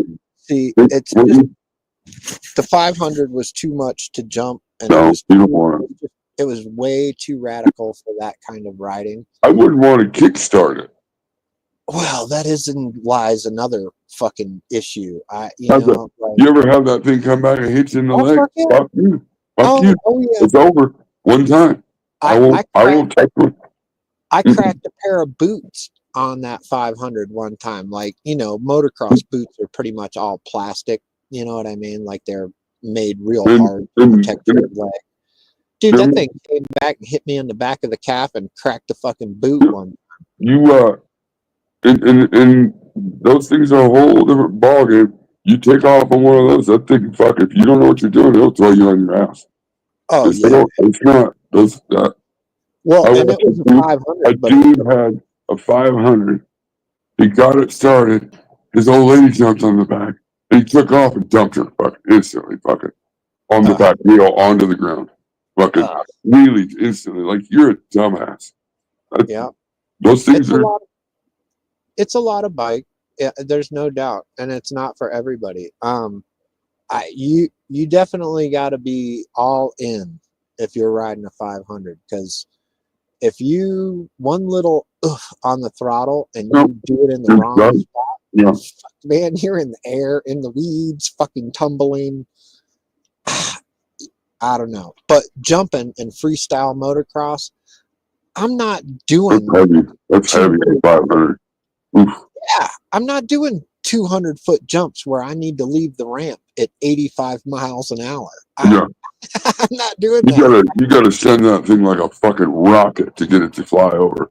No. Yeah, you know, so a 250, it's light. It's more than enough power. I mean, I could kill myself all day long on a fucking 252 Well, stroke. they're peppy. They're really peppy. They're really No, peppy. the two stroke, You don't my think so? bike, my bike is 200 and what, 18 pounds, 17 pounds. It's Yeah, aluminum. you give it a little bit of throttle, it goes. I mean, Oh yeah. Oh yeah, yeah. The power to weight ratio is huge. it's really peppy as far as fucking let's go. Like, yeah, when you're not a big dude too, you're kind of, you know. So I mean, that's perfect for you as far Oh as yeah. jumping. Fuck, Oh yeah. you could send it. I bet you in that thing. Oh fuck. I could go bigger than. I could go fucking huge. I could go as big on the 250 as I could the 500, but the 250 is manageable. Yeah, you can whip it around. It'd be just easier to move around. I mean, the 500 don't lug. It's very heavy. It's a heavy bike, and it's a steel frame, and Yeah, the very bike that heavy. I ride now is all aluminum. You know, everything on the bike is aluminum, so it's pretty light. So in the 250, I could do a big bore on it, and it'd be a 310 in about 2 hours. Yeah, that would be. Fucking more bike than I'll ever need. Did you still got stock exhaust? Did you change the exhaust and stuff? Oh no, it's got gnarly pipe and FMF Stinger, so it's all piped and shit, and it's got all the goodies on it. That would be all the bike you need for the rest of your life. Till something that I like more comes along. One of those in a good fucking 4x4 quad. I don't know. A Razor would be fun though. I have a quad. I've got. Yeah, you got a quad, and then you got your bike. Mine's brand new. Goddamn. Yeah, it's. Oh, did you buy that when you moved up there? Yeah, man. I bought it in 20. It was a 2022, 2023, and I bought it brand new, fucking off the showroom floor. Oh, there you go. Yeah, it had it has electric power steering, downhill descent, 4x4 select, fucking lights. Fucking thing's got push button touchscreen shit on the fucking for the dash cluster. Everything's digital. It's fucking pimp. You know what I mean? But I don't ride that fucking thing. We've been looking at the Razors, me and my son, but I always think of those things like, do you want to buy one used? Because you don't know what somebody fucking, without beating on it. Well, there's something to be said for a warranty on off-road shit like that.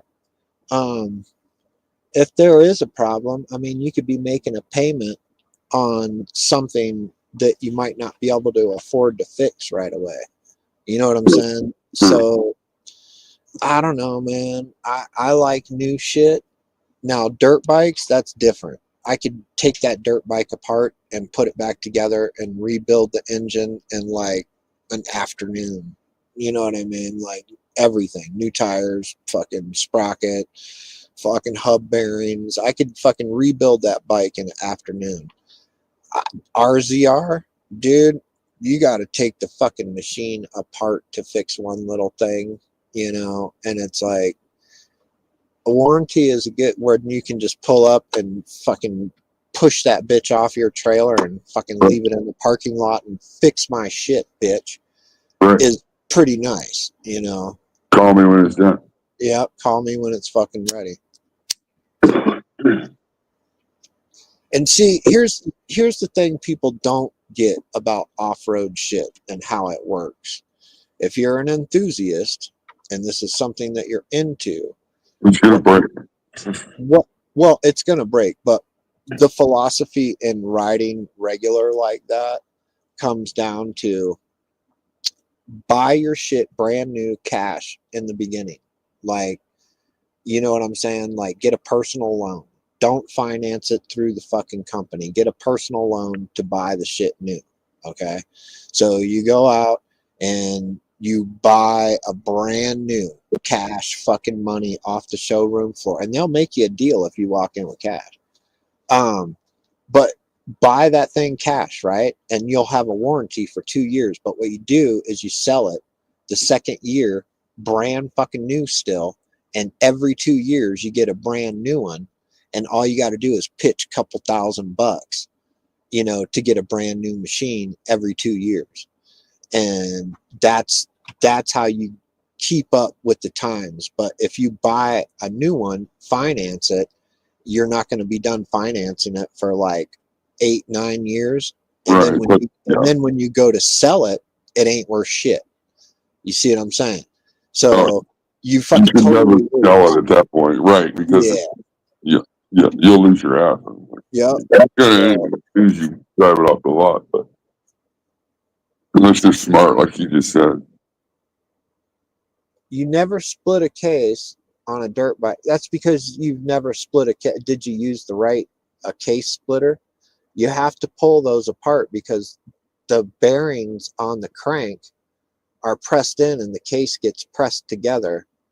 And when you press the cases together, they're stuck. There's an art to putting cases together on a dirt bike. And you got to be careful because the transmission is in there in the same case as the crank. So there's an art to it, and you got to have the tool. I mean, if you don't have a case press or a case separator, you're gonna fuck shit up. Yeah, I know this to be fact because I own one. It's not too often though you burn the bottom end. Dirt bikes usually are their bottom ends are really, really strong, and they're built that way so that all you have to do is do a top end every once in a while. And the crank is completely lubed with fuel, so when you're riding a two-stroke, your crank and all the bearings and everything in the case are lubed with the two-stroke gas, because two-stroke gets sucked down in the crankcase and then is sucked up through the ports. But yeah, that fuel hits the crank and is in that crankcase before it goes into the piston area, the cylinder. What he said. I don't fucking know anything about the inner workings of them. I can change parts here and there on a vehicle, but for the most part, if I don't have a clue, I just take it to the shop. There's a guy that gets paid to do that. Yeah, that's me usually. Like, I'm not calling the electrician to come do the plumbing. Like, to me, that never made any sense. There's a guy for that. You should know the guy for that. I don't know, man. Mechanics for me were always kind of one of those natural things. Like, I never really struggled to figure it out. It was just breaking a bolt loose and fucking cracking your knuckles that I've never just. And a lot of time, like you when you do something on your own and teach yourself something, and you have to do it 3 or 4 times to get it right, you remember that shit. You know what I mean? One of the worst things I fucking hate doing is I had to change a fuel pump in my 99 Suburban. And I had to drop a fucking gas tank. Oh, yeah, that's always fun. The next time it went out, I just cut a hole in the back. Yeah, and a lot of people do the same thing. And a lot of shops will give the customer that option and be like, look, you can pay us this much to drop the tank, or we can cut a hole, push it all back down and make it nice. Way cheaper, and well, the Suburban's got a 44-gallon tank, so it's a big gas tank to be dropping. Oh, yeah. But it should be plastic. No, it's metal. Is it metal? Oh, then it's got the fairly button. heavy. And then you got to have that special fucking tool to get the gas lines loose. And, oh, yeah. Yeah, you have to have the fuel line removal fucking circles. I've got fucking like 3 sets of those. And then you got to have those little pliers that pinch the little metal ring to fucking set fucking new fuel pump in.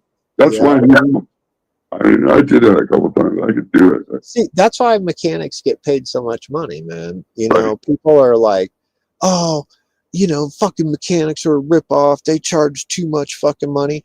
Bitch, when you got fucking $100,000 invested in specialty tools to take your shit apart, you can demand whatever fucking money you want. But you know what? Those tools are expensive too. Well, that's it. And to do one job on your car that requires that special tool, not only do you have to have the regiment of just regular tools, you got to go out and buy that specialty tool that you'll use one time. So you see, when a mechanic charges you fucking money, he's got time and energy and shit invested. You know what I mean? Like, $100,000 worth of tools is an expensive fucking Snap-on payment. Trust me. You know what I'm saying? Like, and you save a lot on your back when you got to try to change a fucking part in the gravel driveway. Like, get out of here. There's a mechanic. You got to let him. He's got the shit to do it right. And most of the time, you'll find that most mechanics are cool and they work with you and fucking you'll get a deal. You'll be like, really? Only that much? Like, fuck. My mechanic's way cool. I mean, he's done motor mounts, charged me, did all the motor mounts, training out, everything, like $300. Like, I was like, deal. well, yeah, I mean, because there's effort. You got to get under it. You know, those fucking bushings don't come out by themselves. And when you replace that shit. Well, one of them broke off, so he had to drill it out and everything. So I was like, fuck it, cool. Hey, drilling it out, that's an hour-and-a-half project because you know you're gonna break a drill bit, so that's $20. And then I was like, done deal, buddy. Yeah. I'll even bring cash, so that way, you know, you don't have to worry about service fees or anything like that. Do it, you know, cash. They always like cash because cash is key. That and a little bit of weed, you got a long ways. Yeah, just don't fucking give your dude weed when he's working on your brakes. No. Oh God.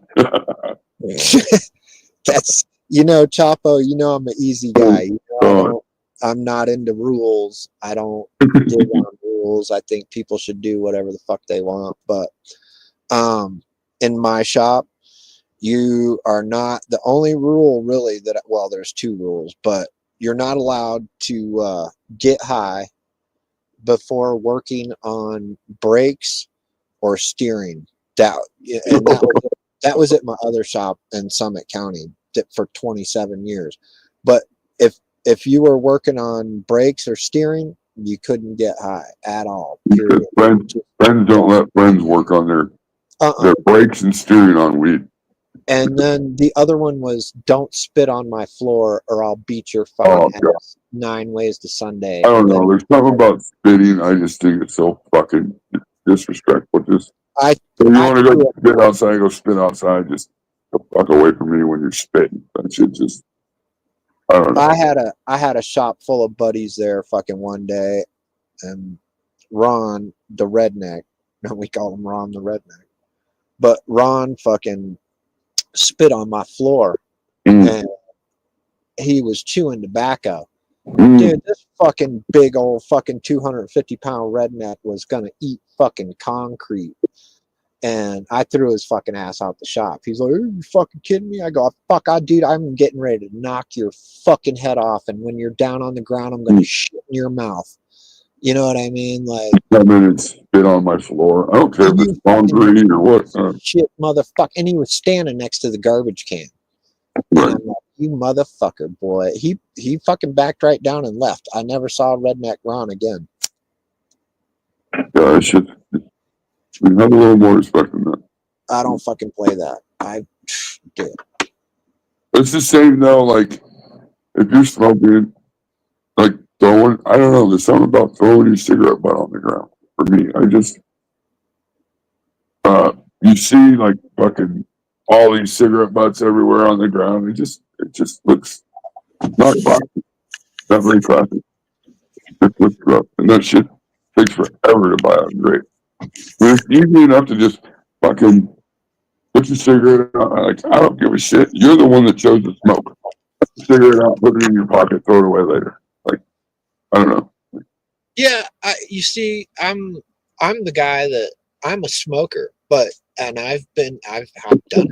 I've people have flicked cigarette butts out when I was in Breckenridge. Flick a cigarette butt out the window. Shit, I will stop my fucking truck in the middle of traffic, pick that cigarette butt up, go catch you, and give it back. I had one guy lost his fucking mind. Yeah, I didn't fucking throw, bitch. I go, dude, I saw you do it. I saw you throw it out. I stopped and picked it up while it was still burning. All right. So don't tell me. And it's the same cigarette as the pack you got sitting right there. So shut the fuck up. Yeah. I'm like, just don't. I go, just take your cigarette butt. And, you don't fucking live here. We do. And, I'm a smoker. I understand, but I don't throw my shit out the window. I got a fucking pile of fucking cigarette butts on the floor, you fucking dick. You know what I mean? Like I'll throw that shit on the floor of my car before I throw it out. I keep a water bottle in my fucking fridge, just for that. If I gotta fucking get rid of a cigarette in the warm, like I'm not. I don't know. Around here, it's $1,000 ticket. You get caught. Let alone. I gotta go make some coffee real quick for Miss B. Okay. I'll be right back. Yeah. I'm a smoker, and I just, it's not everybody else's fault. I choose to smoke. So everybody else, the wildlife, everyone, shouldn't have to deal with my cigarette butts. Let alone starting a fucking fire or something. Fuck that. Could you imagine going to prison for like 10 years? Fucking like federal prison because you started a park on fire or something. It'd be crazy. Yeah.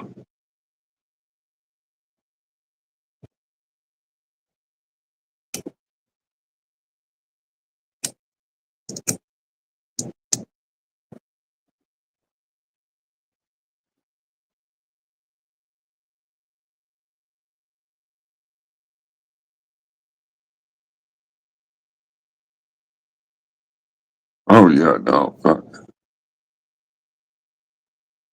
Whoever does the wiring does the wiring. You shut it off and you turn it back on.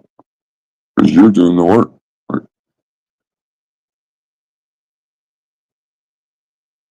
Unless you say, hey, can you turn that on? Because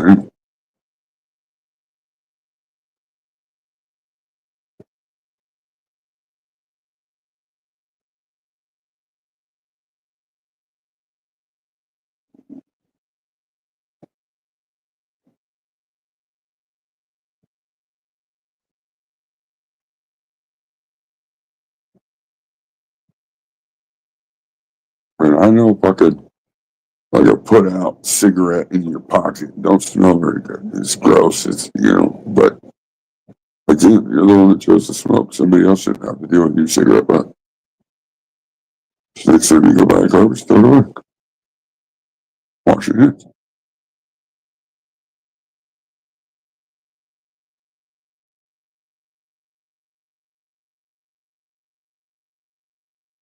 No, Cheyenne. I don't know. Like around me, where I live, in this county, there's no building codes or stuff. So I can build wherever I want. I don't have to get inspections or anything like that. But just because you can do that doesn't mean there isn't common sense, right, when building. So if you're not a builder, then you should probably find somebody that knows what they're doing. I mean, I've seen some janky fucking things built. I was like, oof.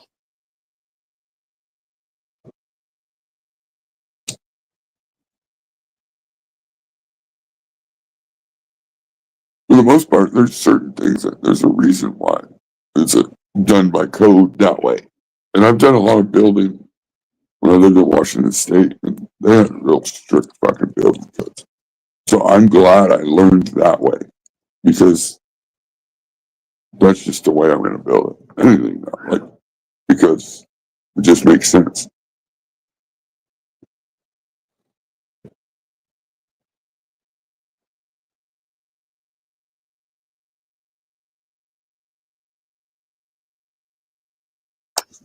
All right. I was a little late. She already started her coffee, but she was all getting warm by the wood stove. It was a little chilly last night. Plant? You mean the one that's the plant that's sitting out in the living room by the window, that's growing by the window? Yeah, of course it's a stick fucking plant. It don't get no fucking light. It's growing by a window. It still grows bigger, better than any of your plants. So I don't know what you're talking about. At 33 minutes. What's this dude? The vibe That's line. Frank. That's Frank. Duckfoot. That's who? Duckfoot Frank. Oh fuck, man! Why are you even? We're all dumber now. There's nothing Frank fucking does about growing that is fucking within any realm of sanity. So I mean, all I can say about Frank is he likes his mutants, and he likes his those. You know, he's worked with them for a long time. I mean, I can't fault him for liking whatever he likes. I mean, I don't have to smoke it, but I mean, as far as his plants, I maybe it's the strain. And if it's a strain, then I wouldn't grow that. Yeah, Frank grows absolute shit, and he's insane on top of it. So And you said something about Sticks, but wasn't he the original Sea of Sticks? he was the Sea of Sticks, and I dubbed him such back in like fucking before COVID. I have to say though, those fucking buckets were. Those were exquisite. I would use the buckets. I loved the purple buckets, and I wound up getting blue ones like that because I couldn't get the purple ones. And well, I would be willing to have accepted 5 gallons, but I couldn't find them in anything but like 3. And then I found those blue ones, and they were 7. So I was like, "Fuck yeah, blue buckets, yo!" I think you have to do it within the season. You have to find them at Easter time. I think they were Easter buckets. I don't know, man. They were awesome though. They were purple. I was like, "Fuck, I love those buckets," but I couldn't find them in 5 gallons. So.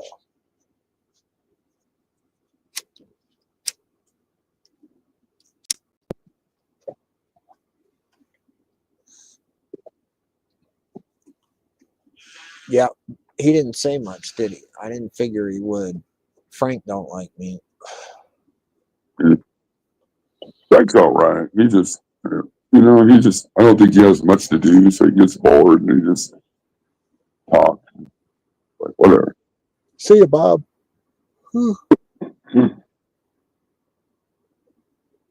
He's still offended because I told him his plants weren't that good the other day. Man, he had outdoor plants in the sunshine that were like a foot tall of fucking just. I don't even want to go into it because I'm just dumber for even entertaining that shit.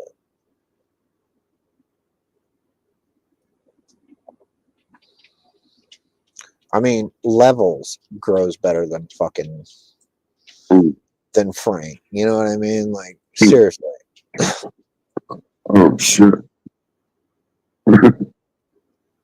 I am not even kidding. Like, that was, straight faced. I didn't say that as a joke at all. Fucking Levels grows better than fucking Frank. And that's saying something right there. Yeah. It's crazy to me because, if Levels would just leave his fucking plant, I mean, he can do some tweaking, but if he leave his plants alone, they look fairly good. Before he goes in and starts stripping everything. I think he's slowly starting to understand the less you fucking touch him. But again, Levels is a shit dick, so I don't fuck with him. I don't watch his shit. I don't even fucking put it either. You know what I mean? Like, I see what you guys show on, well, I shouldn't say you guys, Uncle Dunk. No, not Uncle Dunk. Who's the fucking Dunk? Always got something to say. He's always on panel, but no, it's one of those other guys. They make those little shorts. The blogs, Joe Blog. Yeah, that dude, Blogs, that guy. He fucking always, you know, shows everybody's bullshit, you know what I mean? And then Creative did one too, like on Levels. And he took the video pictures of that pound, and then he overlapped them, and it was an identical match as far as the bud in the tray. Every leaf in the tray fucking matched up, you know. So like, I know that was a real thing. And you know, other than him lying about the shit, you know what I mean, he does grow better. I mean, you can't. The numbers, I just don't understand it. Like this last, I guess, 2 3x3s, he's saying he got like, I don't know, what was it, like 28 ounces. And it's like, I just didn't see the tins full enough for that. You know, like they weren't full. Like, but I mean, whatever. I don't care anymore. Like, if everybody wants to believe it, then What did he do this time? I guess 28 ounces is what he said, and 2 3x3s.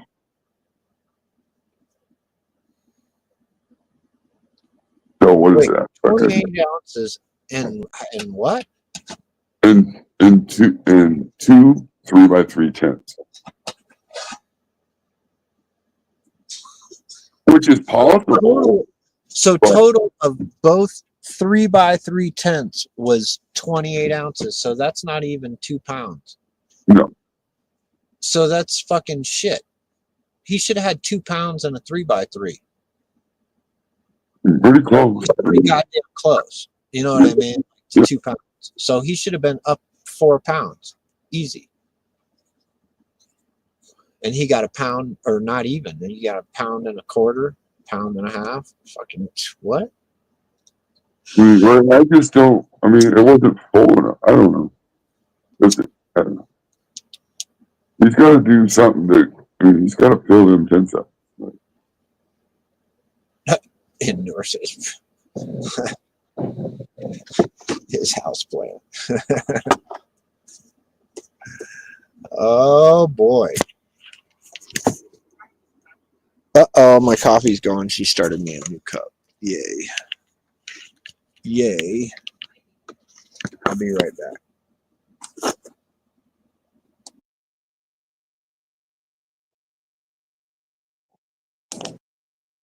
Yeah. I don't.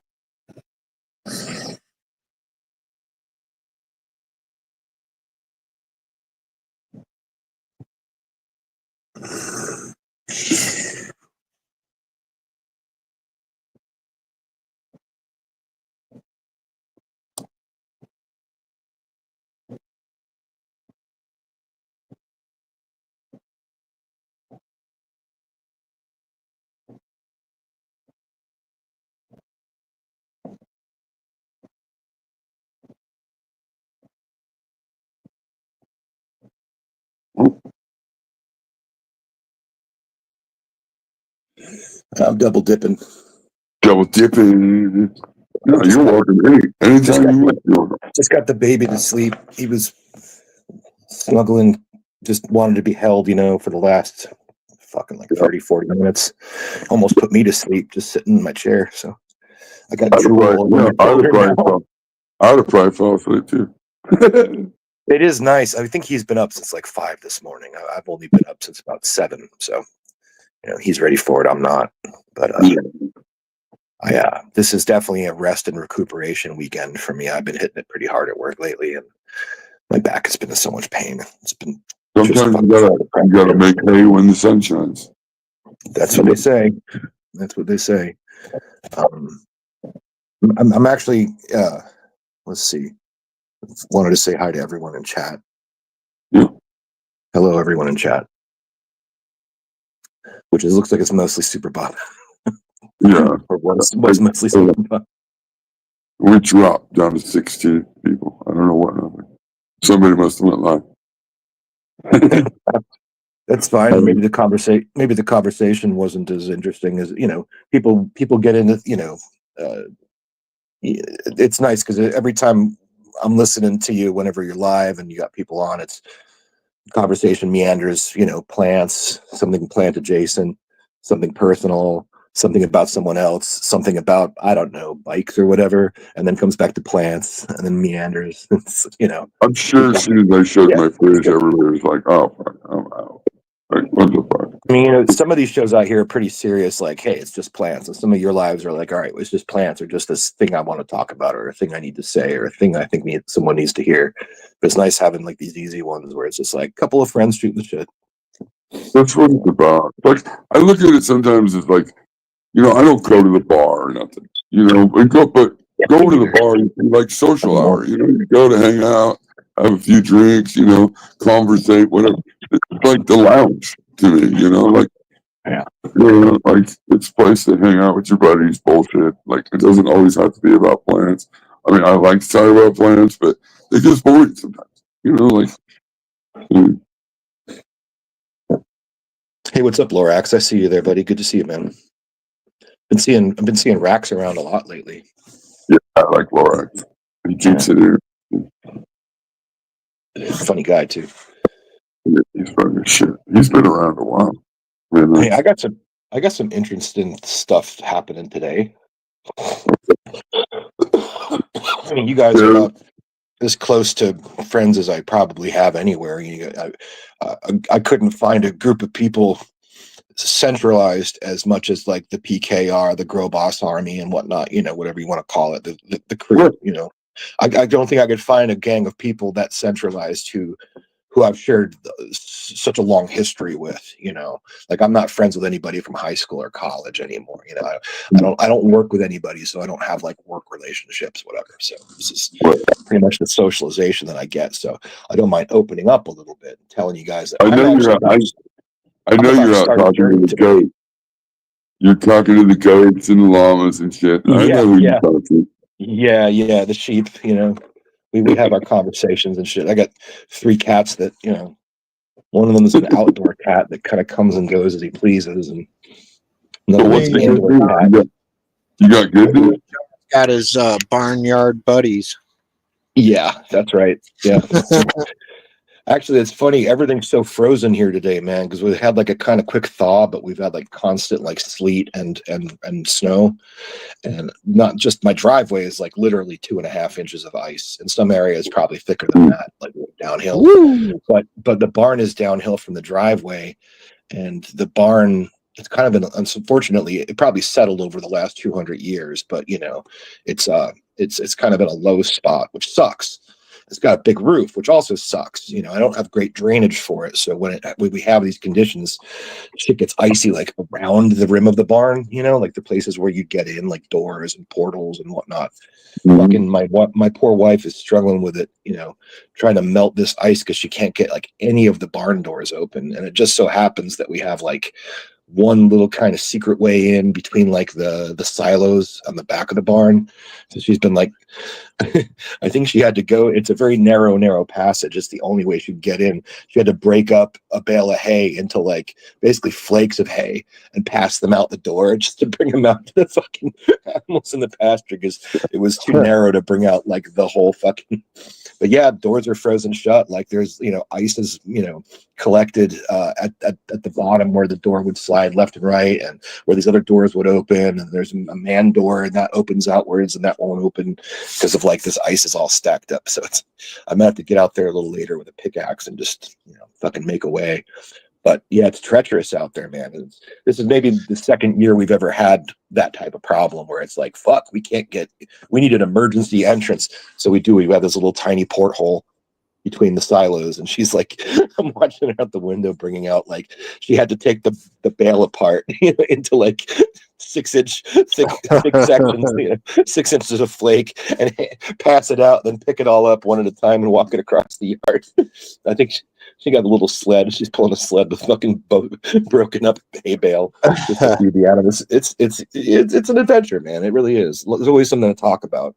Well, But hey, man, I'm about to go on an adventure myself, dude. Dude. I finally fucking had enough. I'm putting my fucking foot down. I finally had enough.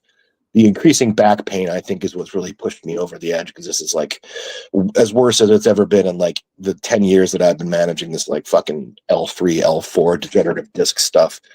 Yeah. And nerve is just fucking me up. And I do get treatments for it. I get like these X-ray guided injections, which kind of like deal with the stenotic vertebra. There's like little steroid injections like right in my spine.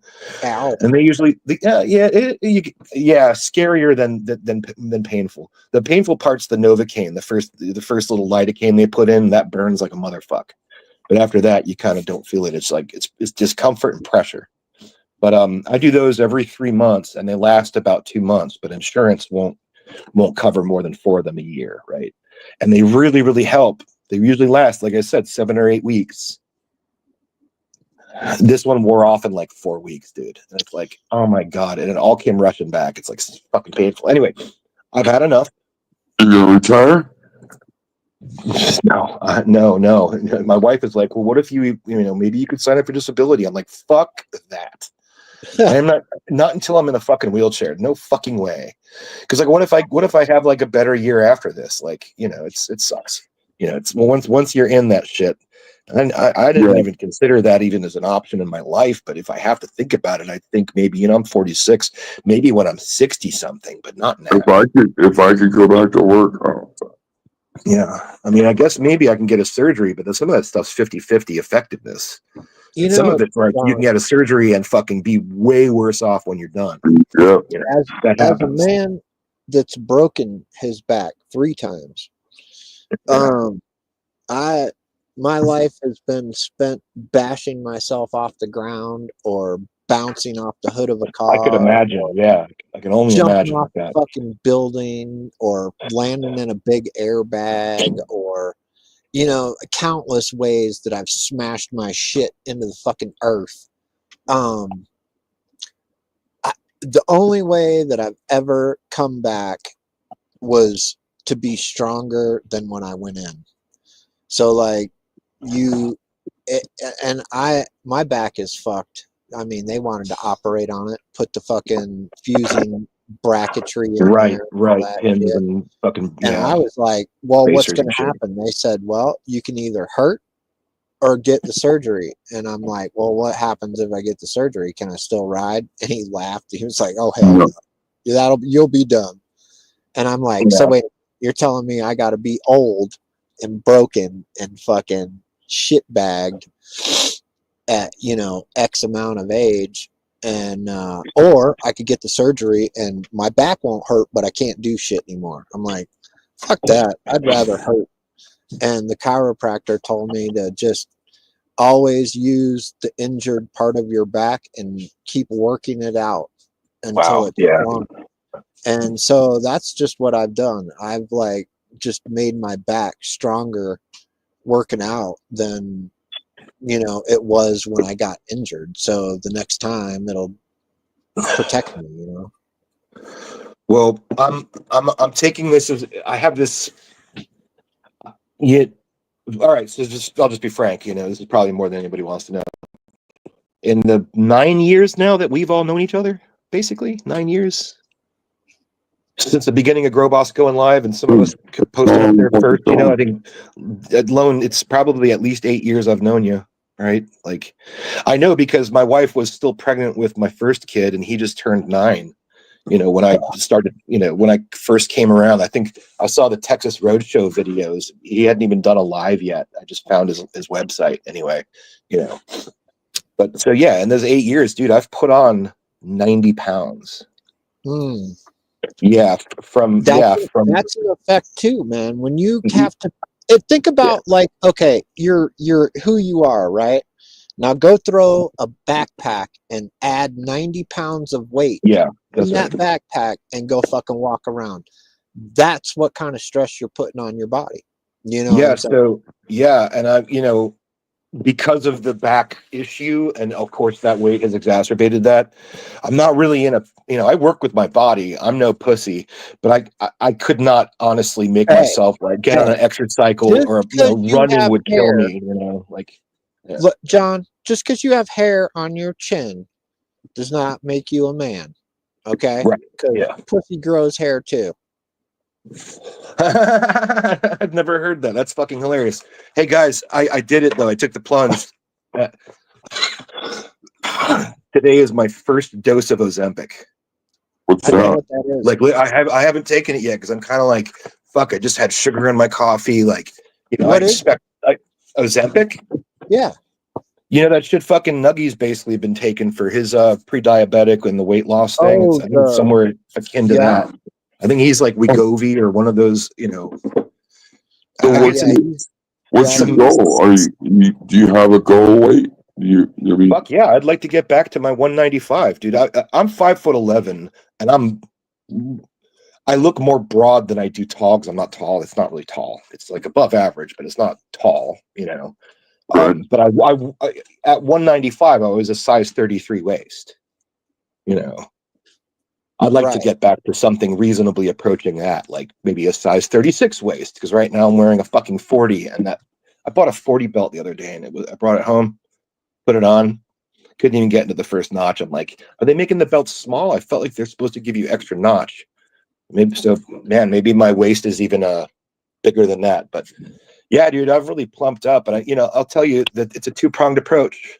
I want to lose weight easily so I can get to a place where I could be, or I get athletic, like you're saying, Lone, where I can work out and be a little more active and maintain muscle and strength and some of the joints and the flexibility that way. But with a bad back, and after 40 hours a week of I'm a master carpenter. I've been doing this for like 22 years, but I do home renovations, and most days outside of like the specialized cuts and whatnot that I'm making with my tools that I know pretty well, I'm mostly like a fucking skilled laborer at my job, and I'm the guy who runs the company. At the end of the day, that's the type of work that I do. Right. It could be a large variety of, like, yesterday I did some paint after doing some drywall, I built a bunch of trim, base trim, and cut and fit and set it aside to paint. And shit, what else did I do? I did a bunch of stuff on my knees, up a ladder, bending over, picking up, walk over here. If I were a step thing, I probably put in like a really ample amount of steps. Like, I think you'd have to, if you had an office job, you'd have to spend a couple hours a day just fucking, jogging or walking or whatever you do to keep up Man, with how many steps I put in. That's what killed my back. Yeah. But after all that, I can't get go to the fucking gym or fucking hit a whatever exercise cycle or a jogger or take a run. It's like I'm in too much bad shape. So this is kind of like a Hail Mary shot where I've been thinking about it for a year. I've been watching Nuggy and what he's been going through and how that's worked out for him. I have a few other friends who are, kind of managing some weight loss with it. It's it's a kind of a cheater thing, but you know what? I can afford it. I don't know if I can afford not to. At this point, I kind of need like a parachute to stop this fucking free fall. But I'll tell you, I know it, and I'm fucking fully aware. Most of this weight is I come home from work, and then I drink beer all night, and eventually I'll eat way too much to kind of sop up the beer, and then fall asleep. So hey, guess what? You really can't drink on Ozempic. So I'm literally starting a weight loss drug today and quitting drinking today. Today. Literally today. Hey, I've been in a pattern of, if you ever need better off. if you ever need to talk, I'm always there. Well, I'm kind of putting it out there because if I am around, it's probably going to be something that's either happy about, thinking about, going through, or I know Nuggy had like kind of a rough start with that shit too.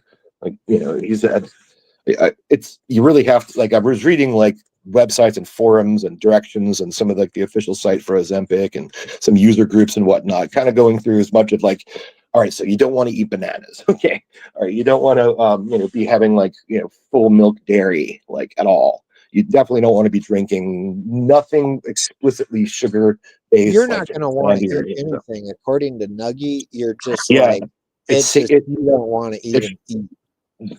That's great. That's what I missed about 10 years of cocaine. 10 years of 10 years of cocaine was beautiful because it's like, well, I don't have any cocaine today. I guess I should eat. It's been a week and a half since I've eaten anything. I guess I should eat, out of necessity almost. Your body's like, hey, you know what? Maybe give the Coke a day break. Wait till you're, So yeah, because I did fucking from when I was like 27 till I was 30. No, it's probably earlier than that, 26 until I was like 33, 34. And then I was trying to quit and it would relapse a bunch, but like it wasn't like out and out fucking Coke use. But it tapered off. But yeah, I mean, that was keeping my weight down too. So I wonder if even 195 is like a legitimate goal. I mean, I was the same weight from when I stopped till like my first kid was born. I put on 50 pounds. I lost some of it afterwards, but sitting around with a baby and keeping up eating with a pregnant wife for 9 months and shit. Like, yeah, I know some of you guys have been through it. I don't come from a stock of naturally thin people. Some people are just naturally thin or naturally athletic looking or naturally trim or, don't need to work out very much because their body is high efficiency. My family isn't like that at all. So like, not putting on weight for like some years as I was aging, out of my early 30s into my late 30s, like I was pretty proud. It hadn't really changed, but yeah, as soon as the baby came, and that was 9 years ago. So I'm a little excited. I'm super fucking worried because there's like ways you could super fuck this up, and at the same time, it's like, am I a clinical alcoholic? Like I'm not a drunkard, but like I drink every day. What does that count for? Don't think of it like in the long, like don't think of like, oh my God, this is my goal weight. This is what I got. Do one day at a time. Just work one day at a time. Like just do what you can do right now. You know what I mean? Yeah. Like, and work it that way. Try not to overwhelm you on the where you want to get, and then just work on the baby steps to get there. I see Lorax out there telling me, no, don't do it, bro. Hey, I just had to get up here for a split second. I'm glad you're going to quit drinking alcohol. I think alcohol at nighttime is one of the biggest problems people have faced for many generations. Yeah, like it's a bad. Like you can drink alcohol, but if you're going to drink alcohol at nighttime every night, man, at some point in time you got to grow up and be like, bro, this is going to kill me. It's literally going to do something to my body. I can't do nothing about. Well, and it's not as if I don't think I can stop. I just haven't had to stop. Yeah, and I'm not overindulgent. I think it's a certain amount of like lethal complacency where I'm just the problem with alcohol. The problem with alcohol is that the shit affects every single organ and process in your body. Alcohol doesn't just affect like your stomach or your pancreas or your liver, or it affects every part of your body, like your brain, your fucking guts. There's a lot of carbs. Beer has a lot of carbs. Man. Anything that fucking is like that, I just was not gonna do it. Well, I mean, you get into a routine, right? You go to work, you come home, you might eat dinner and then you crack, beer. Just part of a routine. Yeah, it's not necessarily like you're getting drunk or nothing like that, but you just get into that routine. The thing with beer, though, it just has a lot of carbs, and it bloats you up, And then we all know, like eating stuff right before bed is like not, all them carbs and everything right before bed. It just instantly goes into the gut. What is it like a perspective change? I mean, some people can drink, and it's just fine. I just think the beer itself has a lot of carbs, and so for a weight loss, it'd be really hard. Yeah. Drink coffee. Yeah. I think it's not that big of a deal probably to drink a little bit. Everybody probably does it or has done it in their lifetime. But when you're at a time when I was alcoholic your health, less than when your health is out there, you got to make a better decision sometimes. You just got I to make don't think, you but know. I don't think like you came and you said people need to learn to grow up, and I don't think it's that at all. It ain't about growing up. It's just that people get into a routine. They want to drink after, you know, have a few beers. Okay, maybe I after said it a work, little you know. wrong. I'm just maybe I said it a little harsh. I don't mean it like someone's juvenile. I mean that it's just a bigger decision to take your health seriously than to just have fun in life, right? Yeah, it shows a certain emotional maturity that otherwise, you know, Not you trying could to call advance anyone to a that. kid at all. Yeah. No. There's an emotional maturity to making common That's a hard sense, one health because all conscious my choices. family You are know, alcoholics. I Yeah. totally understand how difficult it is. I still have family that are alcoholics to this day, and they're going to die from alcoholism probably My mom because did. that's their choice. Though I have no problem with it. But when you finally go, you know what, my health is important too, then you got to weigh. Some things got to go. You know. Yeah, my mom Yeah. drank herself to death, literally. She So did mine. pancreatitis fucking they That's my told her dad. you gotta quit drinking, gotta quit drinking, and well, when you don't have a pancreas, you fucking die.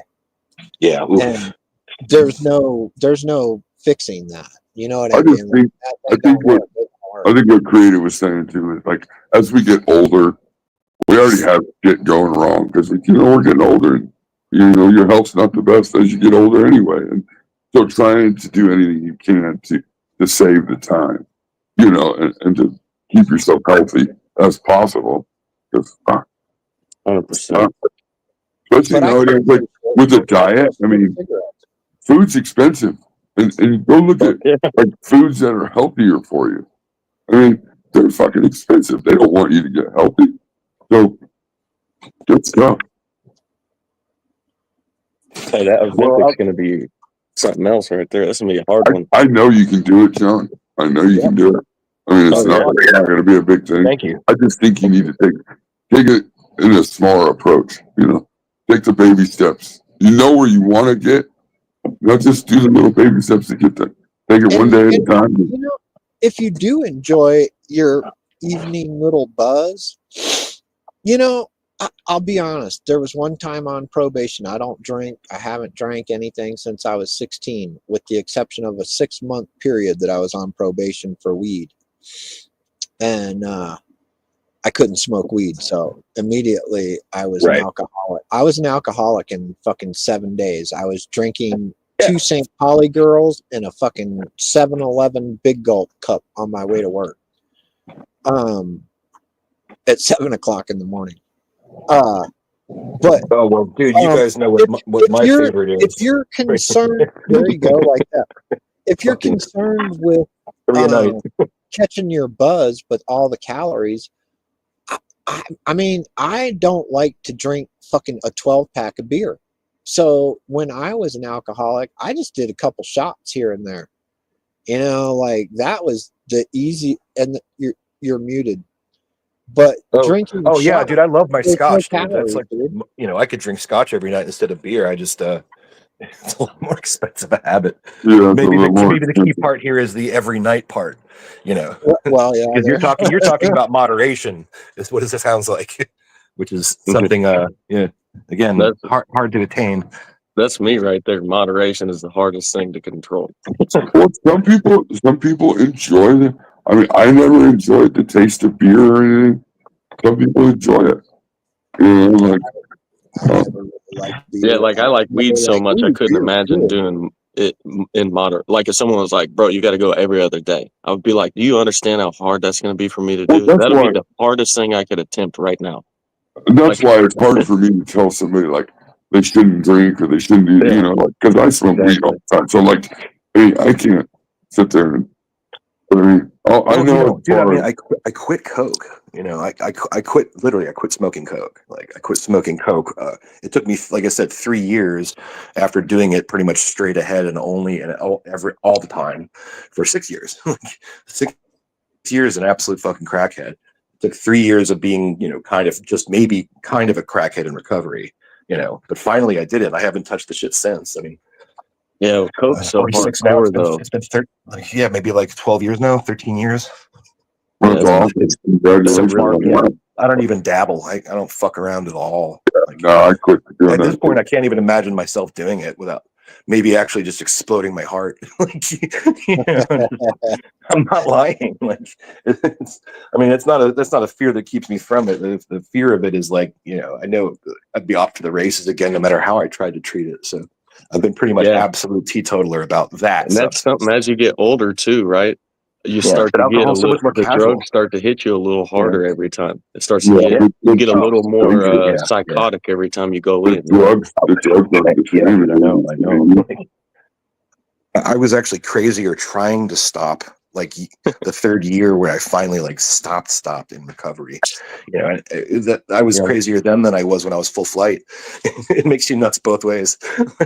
Some of my family who are like in their 50s and 60s, they're on and off drug users, 2 of them. And one of them, every time you can tell they've done something because they go manic. Like that day that they did something hardcore, they turn into a manic mess. And they think everything's out to get all this crazy shit. And I'm like, you're too old to do drugs now, but you've used them so long that your body has had enough. You just need to quit because every time you try, you're on death mode. You're about to probably die today. That's what happened to my mom. My mom did. She drank and did drugs, like as long as I can remember, my whole life. And once she quit, she ended up going. Her health went downhill, and she died, age of 50. Gone. I mean, you can only do something so long before you have no control over what's the outcome is. Yeah, it's already given you the payment for what it's done.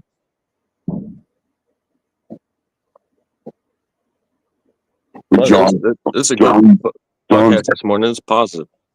He will. I know John will do it. I mean, there's no issue with that.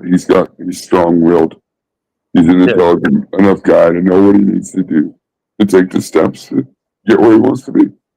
An adult with kids is usually got all the tool sets. I've noticed that people with kids and stuff, they usually are able to make very hard decisions and stick to them. Trying to find you. I've always been, and that's me. I've always been a laborer. I always say goon, right? Like I've always been the goon. Like working every job ever. So fuck. I was never good on my body. Like back in the day when the old guys would say, "Oh, you better be easy on your back. You're gonna regret it when you're later." You're just like that. Me too. You feel it. Just do whatever you want to do until all of a sudden then you're hurting and you forgot that shit is detrimental. My injury right now, I'm so fucking lucky it's not worse than it is because it could be lifelong debilitating problem. See, I disagree with that philosophy entirely. I woke up this morning and somehow I pulled the muscle in my ass cheek. Like fucking, I woke up this morning with a pulled muscle in my ass. Like, what the fuck? Yeah, you slept wrong or some shit, right? You got too much ass to swing around now. Oh shit, are we still live? Swinging ass. Okay, this is where I make my exit. No, I get old and shit. That philosophy though of playing it safe when you're young and blah blah blah. Man, that's fucking bullshit. Living life is living life. If you go through life worrying about getting hurt or not doing this or fucking this or that or my pussy fucking hurt bullshit. You gotta live in life. You know what I mean? You're not living. Yeah. You're existing and you're alive. But you can't be crazy though at the same time. Like you can't not enjoying the moment. The part of don't do this because you might. Man, you're made to skid across the finish line, busted, broken to shit, fucking wheels falling off, and slide across that bitch sideways. Use the fuck up, going, damn. Now that was a fucking ride. Can we do that again? You know what I mean? Yeah, but I don't think we were really built to live as long as most of us have. Like I'm 46. I think that had been an old man back, 300, 400 years ago. Certainly way back. But medicine and I suppose access to diverse environment of diet, I think, has really increased. The life expectancy. I think skidding, it really has snapped my fucking attention into focus, like you guys were saying, like the pain. And I don't want to say like pain is the motivator, but like that's where I am with like, all right, I either have to lose a bunch of weight to where I can get healthy and have a strong back, The doctor told me, man, you have fat in your vertebra. It's called stenosis. It's stenotic. The core of your body is the most important set of muscles you have. Your fucking core controls your fucking hips, your back, your shoulders, parts of your fucking leg. I mean, your core protects a lot of your body, and if you make the core strong, it can take up the slack for some other muscles and some other spots that ain't quite 100%. Oh, and they say too, and everybody says it. So I mean, I'm not going to fact check it. It's like almost fucking common term, but like every pound you lose of belly fat is like takes 3 pounds of pressure per inch off of your lower joints, and I have to imagine that would affect like your lumbars. Oh, yeah. I think I herniated my disc like a year ago in my back, and I've had a lot of recovery since. It's still pretty bad, but it's went way better than it was. But what was I getting at? Oh, what I was getting at was the pain, you know what I mean, will drive you into want to do things differently. And like the pain was so bad in my back that there's really no way I could move anyway without it hurting. Like I was like, damn, there's no way to move. And over time, I figured out how to move with my back injury, which would be I need to flex my entire stomach, all my core. Like if I cough, I have to pre-flex before I cough, or it'll hurt so bad in my back that I'll be like, oh yeah, it feels like you're blowing electricity out of your lower spine when you cough. Exactly. Just like that. So sitting down makes it worse. Sitting down and coughing. Yep. Sitting down and coughing sucks even worse. Like if you're in the car driving and coughing. Yep. So I've learned how to flex my stomach at certain times for certain things to help alleviate the stress on my back.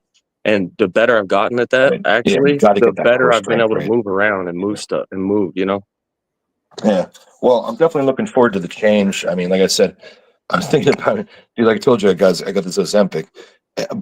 Its average price per month is like going to be $375 a month. And I thought about that. That shit's like fucking 1990s ounce prices, right? $375 for a dose. But what I paid for and what they sent me, I looked at the little vial they sent, and I was like, God damn, this was like, it's for how much it costs for a month. It's for how much you need to use. It's like, they sent me 50 units for a month. You're not going to like your stomach. It's going to make you feel nauseous. You're not going to there's going to be some negatives. I think I could manage nausea. Nausea is okay by me. My cousin took that stuff and it was a mess, but you just got to stick through it, and it works. It works pretty good for people. I haven't known anyone that hasn't worked. You're gonna feel it when you get to close to that weight. You're gonna notice your body change, man. Your metabolism's gonna fucking go back to semi what it used to be. You're probably gonna react well. Your hair and your beard, you get back to the normal color. We do group exercise dream start. When recovery hour is over. I feel like we're early morning aerobics class going. Did we just create like an early morning men's management meeting or something, like some kind of a therapy meeting? Yep, we stumbled into men's health. Yes, we stumbled into it. We're a men's health channel now. But I mean, hey, it's a good thing to talk about. Men don't talk about it enough. Men don't talk about it. Yeah, no girls allowed either. I'll put a sign on the door. Yeah, no girls allowed. Oh man, it's too funny. Oh man. You'll tell people not to do a lot of things, Laura. I don't know. Yeah, but I really like the taking your health seriously conversations. That's why I had to jump up here. Definitely. No, I appreciate you guys all showing some support. Honestly, I really appreciate it. Yeah. Oh, John, you got this, man. You got the mental fortitude. I mean, you're not a fucking dumb. We'll see. You know how to grow weed. You at least got half the skill set to do anything. Well, anybody can do it if you're doing it in small segments at a time. Just do a little bit of time. If you got to start out with, 2 hours at a time, start out at 2 hours at a time. This is what I'm doing for 2 hours. Just gradually get until, pretty soon you'll be like, oh, Yeah, that's a good one. how many days? You're like, oh, shit. Shit, if I just miraculously lost like 5 or 6 pounds a month for the next little while, if I even saw proof of concept on this stuff in a month, like I'd be pretty impressed. It's going down. I think take that pill. That's the thing. It's like, well, okay, I'm gonna make this endeavor where, yeah, like you said, it can be rough going. I've been reading about it. You got to be really controlled about what you do and don't do with your diet, like while you're taking the stuff. Mainly because you're going to feel like I think the quitting drinking thing might actually be like what proves to be the best benefit, but also the harder challenge. Because it is pretty much a no-no. And there's some pages that tell you like, oh no, you can game it right, but you got to be really restrictive and very, it has to be a sometimes and not an all the time thing. Like maybe you can get away with drinking once a week, every other week. It's like that seems like too much effort. Might as well just teetotal it. Sounds risky. Yeah, Ozempic is already technically a risky medication. Like it's pretty hardcore med. So then taking that with probably alcohol, gonna have to use the blood sugar meter for at least the first couple weeks until I figure this out. It's after you're done, diabetic, it'll be easy. Once you're done with it all, it'll be easy. Yeah. So 6 months from now, John, New York John 2.0. Yeah. Hell yeah. Awesome. I think that's outstanding. Maybe if I shed some pounds, we can do that fucking morning men's exercise. With your morning DDT yoga. Mental health check-in. No goats allowed. I mean, they say men don't talk about their shit with other men like women talk to other women, and as a result, like men have more health problems or more complications or less of a support network. Or I maybe kind of believe that, but I don't feel like we just stumbled into that by accident in our conversation today. It's four guys hanging out. And that's what happens, right? Like, no, it does happen. It only happens around real motherfuckers, though. Yeah, real G's, right? Real motherfucker is the only one that's gonna say something real. Honestly, if somebody who don't give a fuck and they ain't real, they ain't gonna say shit about your health, no matter how much you try to talk about it. They don't care. They won't even engage with you in that because they don't care about their health. Well, knowing each other as long as we have, we've seen different progressions that each other have made. So you start learning that, hey, like New York John, like this is a no problem for New York John. Like Nuggy's been an inspiration. I wish that he had been at least some part of this conversation because he certainly has something to speak to it about, but seeing the dramatic change and also like you could hear it in his voice too, He definitely lost weight. You can see it in his face. Yeah. He said, stop growing sticks. Dude, you were the Sea of Sticks. So what are you talking about? You're the epitome of Sea of Sticks. Just stop talking. Why are you here? That's funny. You gotta appreciate Frank, though. You gotta bring a little more content. Come on, Barry.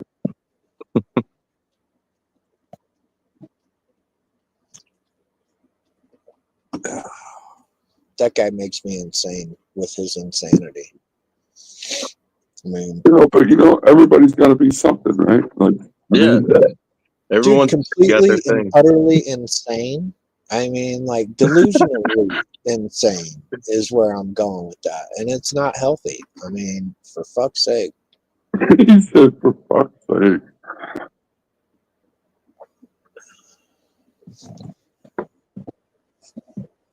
Lone reminds me of that no way guy. No way.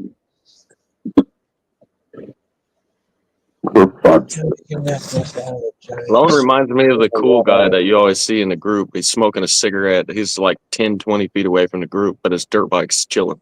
And then when people are getting ready to do something, he takes off first. And people are like, where'd Lone go? I don't know. He's just always the cool dude. Do whatever the fuck he wants. What does he make toots? A necklace out of the stock. Well, I definitely was a professional show-off. There's no question about that. Yeah, you got me reminding me of how much I like dirt. Oh, creative. I'll be buying a dirt bike soon. I watched your video the other day, and you know me, I'm a straight shooter. What happened? That guy left you fucking standing, dude. He was fucking gone, man. No, he's an enduro racer. I ride with a lot of, like, tomorrow I'll be going out almost all day riding people. I ride with pro riders, bro. Like every now and then I'm riding with a pro rider. That's where you'll have to push yourself to keep up if you want. Yeah, beforehand, I told him, I said, I might be on your ass recording. And he said, all right, that's fine. And then when we got to riding that trail, I rode that trail quite a bit. It was not the overall speed that I'm not able to do. It's the physical. It's 2.5 miles straight of pushing hard. Right. So like if it was a mile, then I could have stayed on him unless he pushed harder than he did. But if he would have stayed at that push, I could push that hard. I'm just not willing to go that far deep for 2.5 miles for no reason. It's the drive, you know. Yeah. People that are better, but he's more skilled than me, so he's able to go faster, easier. You know what I mean? Like he can flow through stuff more effortlessly than I could. It takes a tremendous amount of experience to go fast on a trail, honestly. It's not just like you go fast. It's a bunch of movements, micro movements that you just couldn't know unless you were doing them. Yep. Like you're pumping the ground. And like, you know, have you ever seen somebody on a pump track where they pump the track and they're not pedaling, but they go faster and faster and faster? Oh, yeah. That's how you ride in the trails, is you're using a lot of the trail to move you forward without pedaling, which, it's rhythm, you man. get better at it over time. You have to get that smooth rhythm when you're you learn when to kind of lift up on the front, when to, set back down. Like I'm sure there's different movements, like you said. Yeah, it's actually hard to go that fast. Like I've only been riding for as long as I've been riding, but I can tell you 1 out of 10 riders will do that. Like 9 out of 10 won't do that. Even though it doesn't look crazy fast, it's way faster than most people are doing in general. Most people would not even attempt that. They will get out of your way. If they see you're about to ride fast, I can tell, they'll go, do you want to go first? And they'll wait for you to drop in on the trail so that you don't pass them aggressively. Like there's way faster dudes than that dude even that I'll ride with that I couldn't even keep up with for like 20 seconds probably. Just a skill set thing, some of those guys probably been riding their whole life like that on mountain bikes. You just can't be. Sometimes you can't be as good as a motherfucker that's really good. It's just what it is. There's usually always somebody better. I'm always trying to be really good, but every time I think that I'm like a pretty standard good rider, I counter other people where I'm like, you're about 10% better than me, 20% better than me, and you seem like you're doing it easier. Like it's easier for you to be that good. So you got, there's a lot of stuff. I've never trained with a rider. I've never been taught how to do any of the skills that I do. And I've never had anybody focus in on me trying to get me better yet. When that happens, I'll get a lot faster. Well, the only way you get better at shit that you want to do is to do it with people that are fucking on a different level than you are. Oh, yeah. Do you think I went out one day and just jumped on my sled and went, I'm going to go jump off that 110-foot cliff right there? No, hell no. No, it didn't happen like that. I mean, hell no. If you did, you're a psycho. Dude, I mean, it's a progression, man. You get better with time and effort. You got to have a little bit of push. I'm one of those driven dudes that nobody's going to be better than me, and I'll hurt myself to win. I'll everything in my power, including hurting myself, to win is what it takes. So whenever I'm with people that are even way like on a higher level than me times 10, I still am like, I can fucking do that. I can fucking do that. I don't know, man. I'm a driven dude when it comes to shit like that. I'll get into some races and stuff, but that's where my skill set will go way up because I'll be riding with some of those people in there will be really good, right? So I'll get to learn with them a little bit, practicing. I think that's where, but for the most part, there's some things I can't jump yet. there are really big jumps here in Arizona that are huge for a mountain bike that I haven't even been to yet. I haven't even recorded them because I don't even want to go nowhere around them with a camera unless I'm jumping. Like, you know what I mean? I don't want to show a jump and then not be able to go jump it. So there's some places I don't even go because it's so, the gap between me and the skill set so far away that there's no reconciliation yet for that. In that world, you know, creative that you're trying to be in, I lived that world for, well, since 1992 until present. I've been involved with that world of extremities and whatnot. And there comes a point when to make the leap from where you're at to the next level or even a level above that, you got to put your fucking sack on the table and fucking go for it. There's no, you know, like, it's like anything in life. John's about to roll the fucking dice, take that medicine, get fucking right, and get his weight right. There's no difference in mindset. You gotta fucking take a little bit of a risk in order to get that progression, because once you go really big and you get it, you know what I mean, and you're like, oh fuck, that was a pretty sweet little landing there. As long as I go X amount and I go faster than I think, you're gonna make it, dude. Oh And man, look, the jumps I'm talking about are not your average jump. These are straight vertical, like literally 90 degrees to the ground jumps, landings and takeoffs. Those are like, when you're talking about people who jump, you're talking about the top 1% of jumpers are doing that. Like, not even people who jump regularly are going to attempt some of the big jumps here, because they're like, there's a jump literally, quite literally 30 feet tall, and it goes straight vertical, and then you land on a straight vertical, and it's about 30 feet tall too, and they're about 50 feet from each other, and you're coming down a hill, and you hit a few other little gaps, and then you hit this huge gap, and then there's another huge gap after that one, huge gap after that one. And it's literally, quite literally, 30, 40, 50 feet of in the air with nothing in between you and but the ground. So like, those jumps right there are what I'm after over time. But I haven't even been there and seen someone jump them before yet. That's how crazy they are. I've seen 100 or so people at the park, not one person jumping these ones. And I've been there multiple times. I go by the philosophy that if another human can do it, I can do it. And that's that's my mindset. You know what I mean? Like, I just ain't been around them motherfuckers. Once I'll be around somebody that does it, but until then, I have to stay in my lane pretty good when it comes to certain things. you gotta push it, man. You gotta go for it. You're gonna eat shit. You're gonna you're gonna fucking lose shit. You're gonna fucking break shit. That's part of it. If you're not willing to do that, then you'll never progress. I mean, it's just, You're funny. I progress way. I don't need to progress any faster than I progress. Like, not even close. I'm somebody that hasn't jumped any gaps in their lifetime on a bike to in their 30s jumping 30-foot gaps on a bike. That is unheard of. Like, most men don't do that. Hope you have a good day. All right, yeah, I gotta get off here too.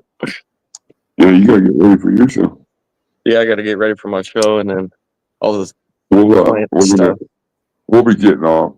I mean, right before your show. Then everybody can go over there and hang out. Yeah, I'm gonna go ahead and get off here though. Thanks everybody for letting me come up and talk shit. Go if you're not subbed up, go sub up to Creative. He's got a show he does every day. Peace out.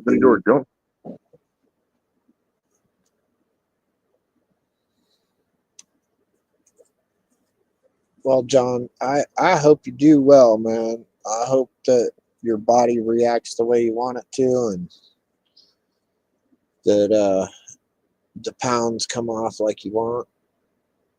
It'll be tough in the beginning, but you know, it ain't nothing tougher than you probably haven't already been through. Oh, we got it looks like what's his name came back. Stick Boy. Oh yeah. Something about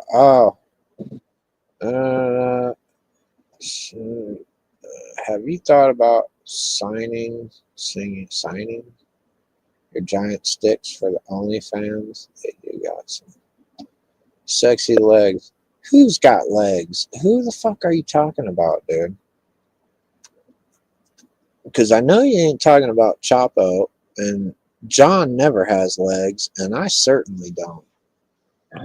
I mean, I just grow giant fucking bushes. You talk about giant sticks, maybe, but they're fucking 200 giant sticks on fucking one point.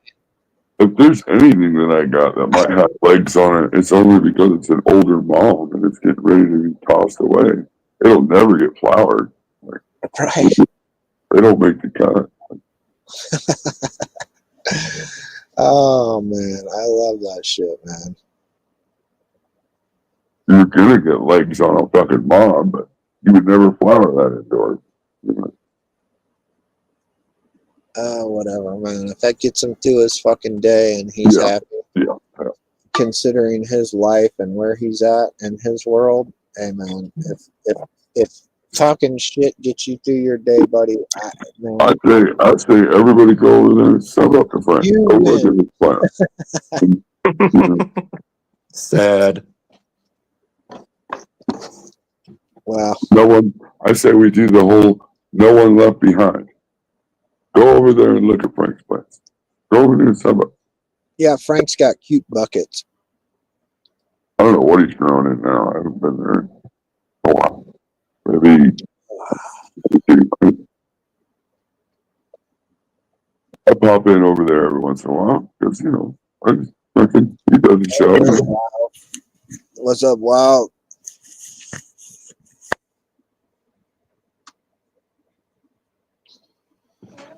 Man, I'm not Sorry, sure. I stepped away. We have neighbors come by. Step away for a second.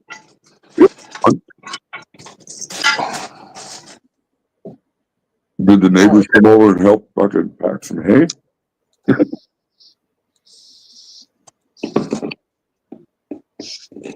Neighbors came over to pick up some. They're expecting a baby in April, and so they were shopping around for, you know.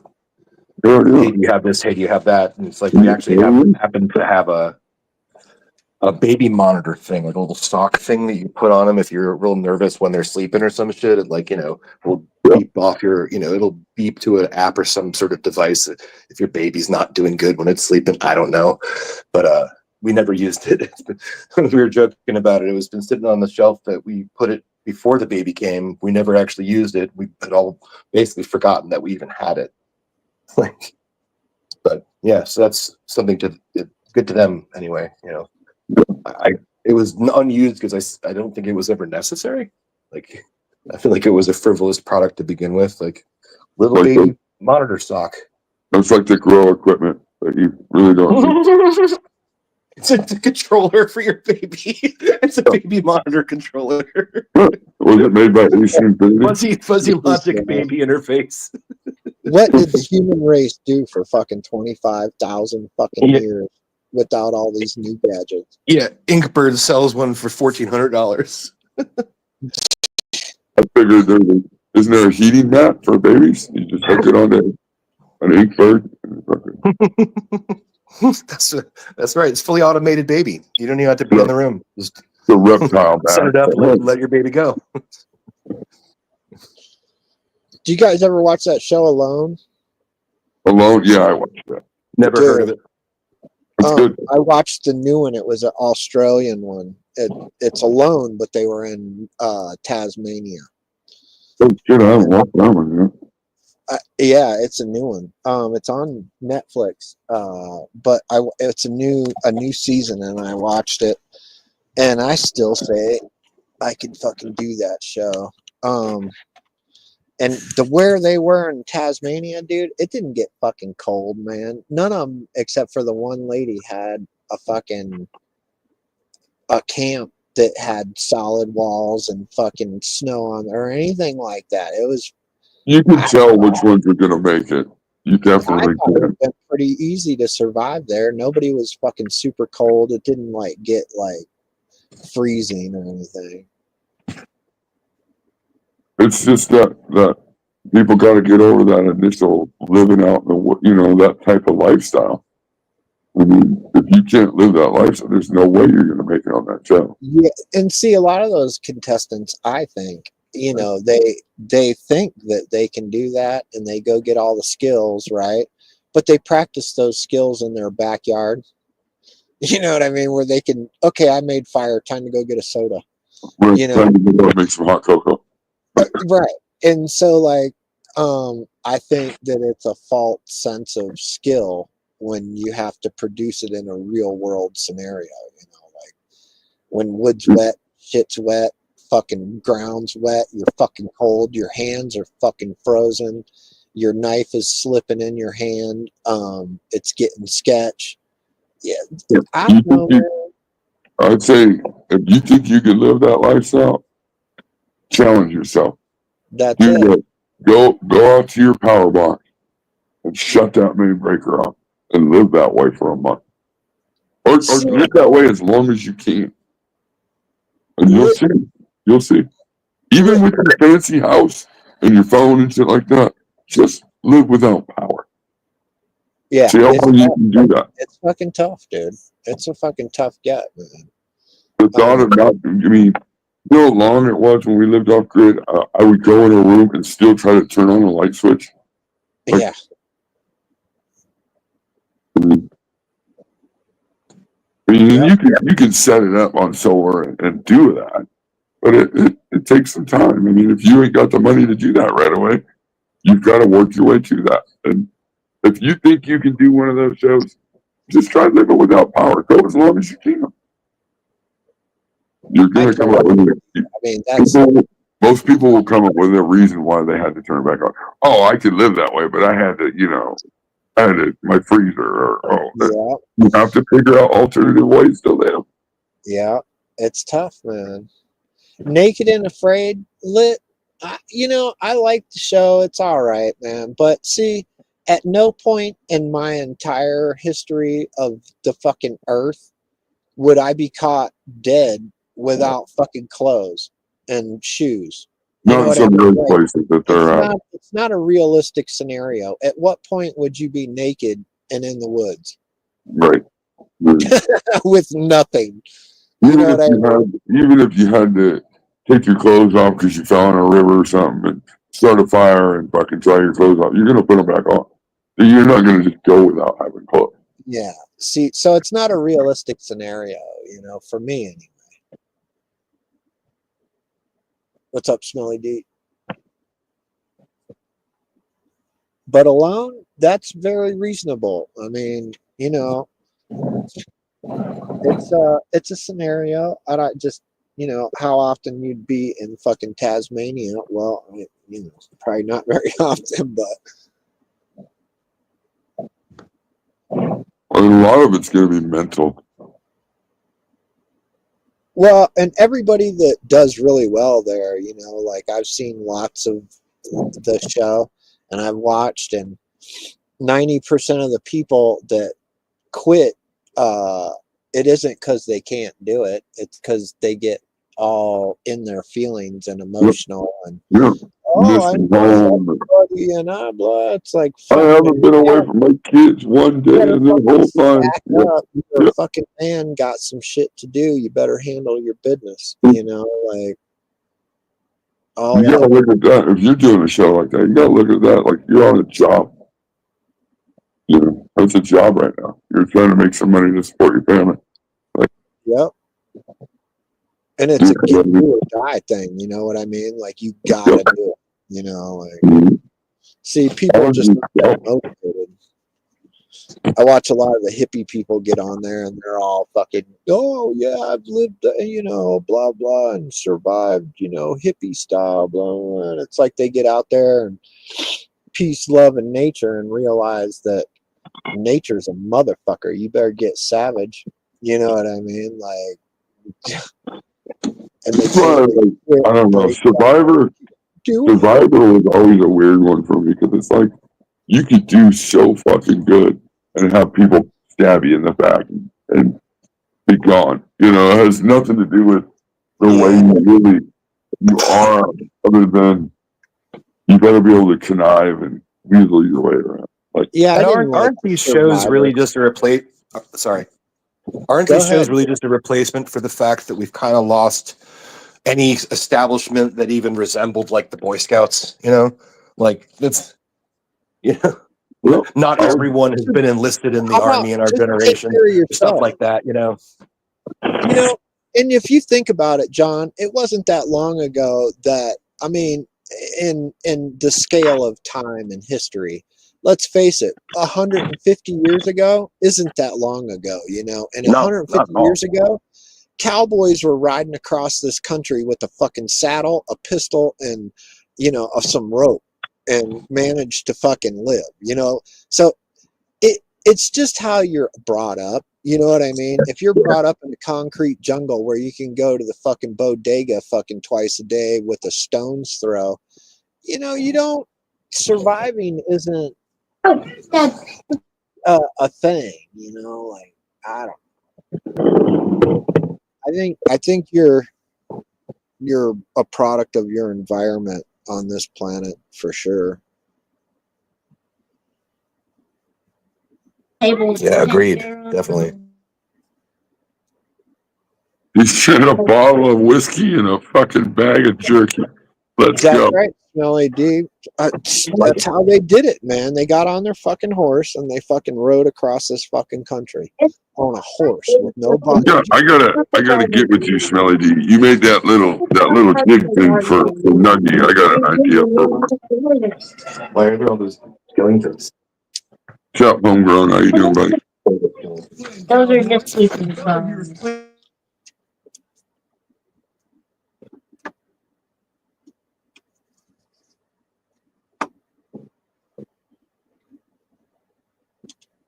Whiskey was safer than water. Fucking right. That's why pirates were constantly fucking drunk.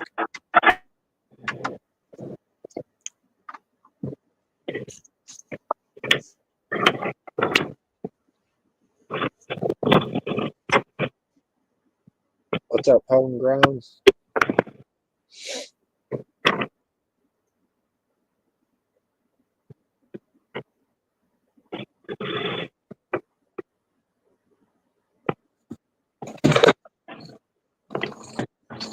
Wow. Yeah, this is Arctic where I am, man. Today, it's fucking everything's ice. All the snow is basically turned into frozen snow. It's all just ice everywhere. Huh. Got to walk around with your spikes on. Should be. I'm not even going to walk around. Maybe just across the way to, like I said, to pickaxe, you know, a pile of ice, keeping the barn door from opening a little later today. What are you guys getting into? I'm not sure. I haven't really. It kind of depends on how nice a day it is. It's supposed to be nicer today, but we shall see. The day before yesterday, it was fucking butt ass. Wednesday, it was fucking cold. Yeah, I'm up. chilly. It looks like winter. I gotta take clones and transplant. Man, it was so cold. I heard up by you, John, that fuck, even Gigi wouldn't go ride his snowmobile. It was so fucking cold. Look at right there. Hell froze over. Look. Dude, that's fucking brutal. Those cars are moving along for an icy road, though. Really? Fuck that. Ooh.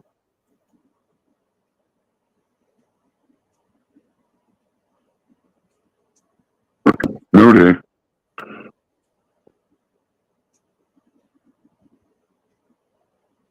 I don't know. It's supposed to. Is it supposed to warm up there or what? You're muted. You're muted. But yeah, hopefully it'll warm up in a day or two, and that shit'll fucking melt off pretty quick. 80 degrees, Lorax. Holy shit. Where's Lorax? Fucking Bermuda? Fucking goddamn out in the Caribbean somewhere. Rose petal. I don't know. That's just always something about smoking a rose petal that kind of made me like. Darn. I've never done it, so I can't knock it. But I would think my weed would taste like roses, right? Is that the point? Yeah, I'm good on. I don't want my weed. I don't smoke roses. I don't know. I've never done it. Seems to me it would just be like smoking perfume. Right. It would almost like, you ever had a bud that was like, you tasted it, and it tasted like it came out of grandma's fucking purse? I'm good on that. No, not sure that I've had that. He's like, I'm not admitting anything like that.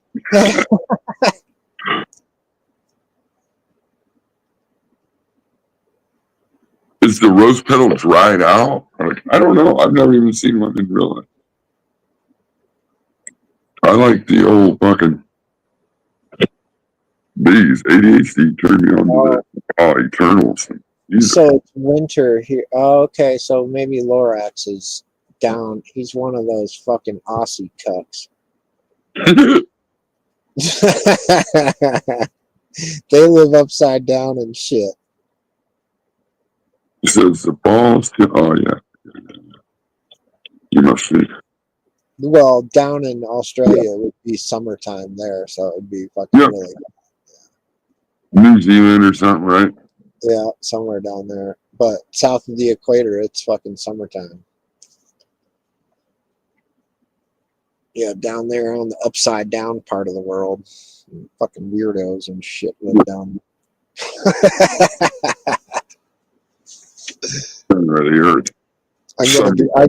I'm gonna be like inundated with fucking Australian people coming over bitching at me because I made a joke now.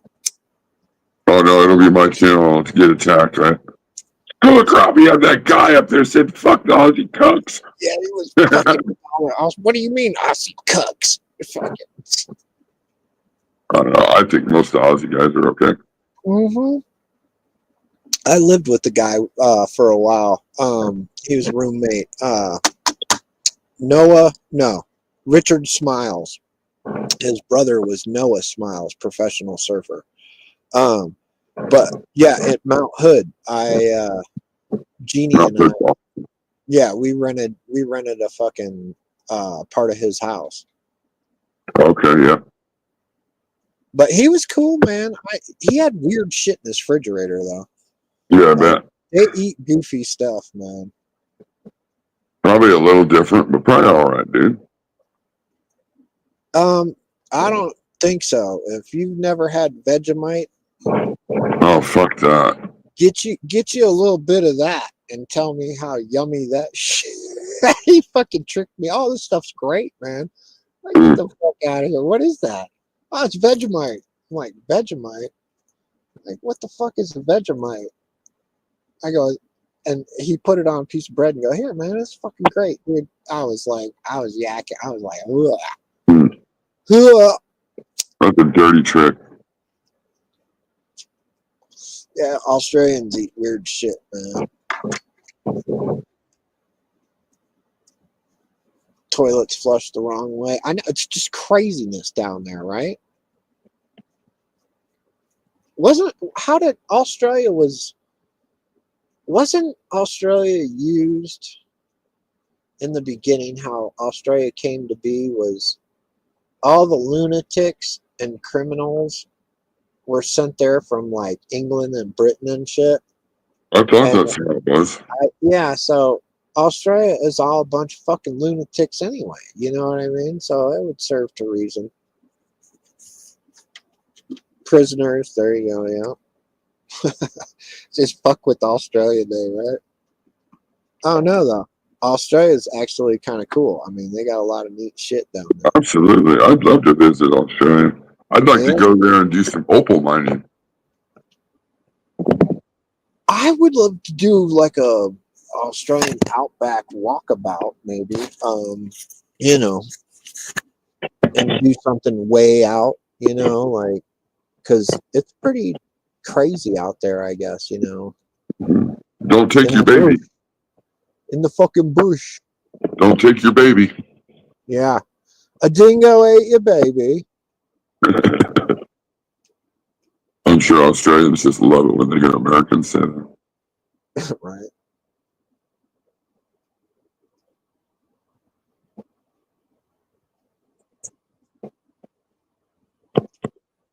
You get there and you can't leave. That'd be fucked.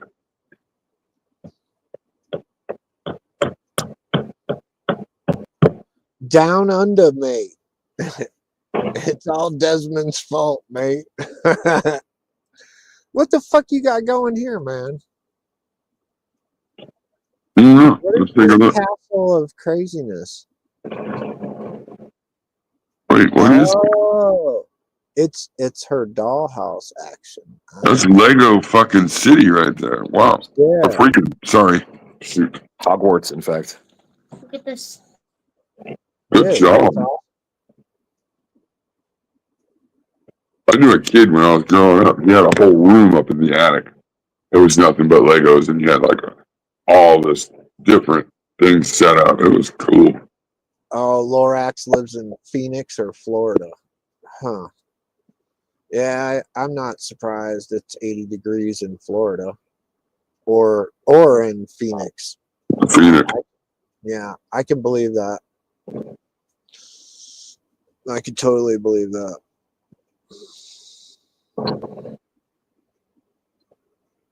Yeah, that's cool. That is pretty It takes a cool. lot of time to set all All that stuff. Lego? Yeah, That's all all Lego. Oh, Yeah. fuck. That That's fits the Harry. Is that the Harry Potter? Yeah, it's cool because it's modular. Like you can Yep. kind of take. It came in different parts, like different kits, but they're all like compatible to each other. So you could, I think it's just like I don't know. In the movies, the Hogwarts, the interior moves around a whole bunch, so you can like change the actual shape of this thing. This has had so many iterations, but it's also taking up 6 foot of space on my kitchen counter. Yes, it has. Yes, it has. Yeah, it just goes on and on. It's awesome. Yep. That teaches creativity. Yep. And patience. And, Well, here's my youngest one's starter kit. It's like 2 buckets of Duplos. This is my life, guys. This is. Hey, I never thought I would be doing this at 46 for sure. well, it's more not Legos. a bad way to go. You know, there's what a I'm saying? sucker born every day. No. Yeah. I like kids. I just couldn't imagine doing it later on. Yeah, I don't know, man. Like I said, my kid's 32, so like she's been out of the house for a long time. My youngest is 16. So I'm gonna be like 70 at like college graduation, I think. Plus, Nearly 70, 67 college graduation. I just think you'll almost be at the age to retire, huh? Yeah, or more likely have been on disability for 10 years. Dad. That's what my old lady, she was telling me. She's like, my retirement age isn't until 72. And I was like, oh, fuck. That's a long time to wait. I mean, like, can you imagine paying like 60 some years? 60, you pay in for 60 some years. Crazy.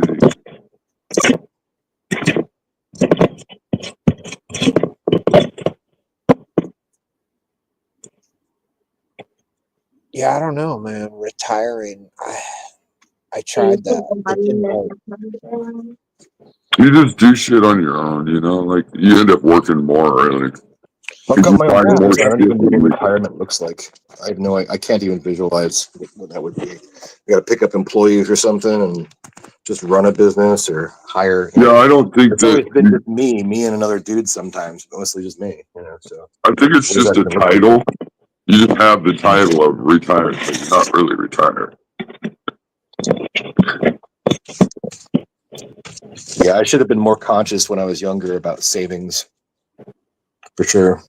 Yeah. But as I told you before, I had previous engagements that made savings a challenge, to say, needless to say.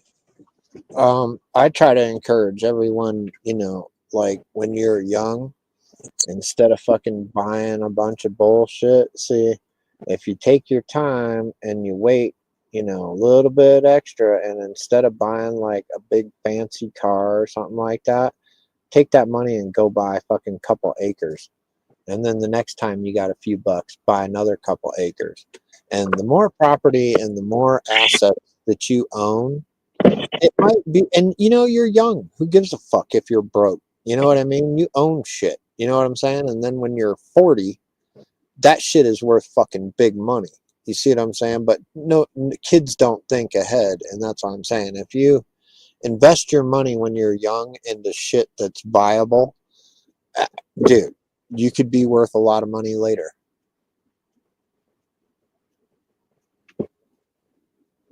Yeah, my buddy, he used to work on a tugboat before the company sold out and got a whole new crew. But that was the smartest thing he did while he worked for the tugboat. Every time he'd get paid, he'd buy a piece of property. Yep. He owns like 6, 7 houses now. That's what I mean. Like if you're able to buy a piece of property or whatever, get a loan, whether it's because you have cash equity in your hand or whatever, but as much as you can buy, I should say, much as you can afford to buy and not starve, do it. Owning property is a thing. And it's important in this world to own something that, is yours. There's only so much property out there, and fuck, it always goes up. Hey man, they ain't making more fucking land. No, and the government's trying to always take more and more. So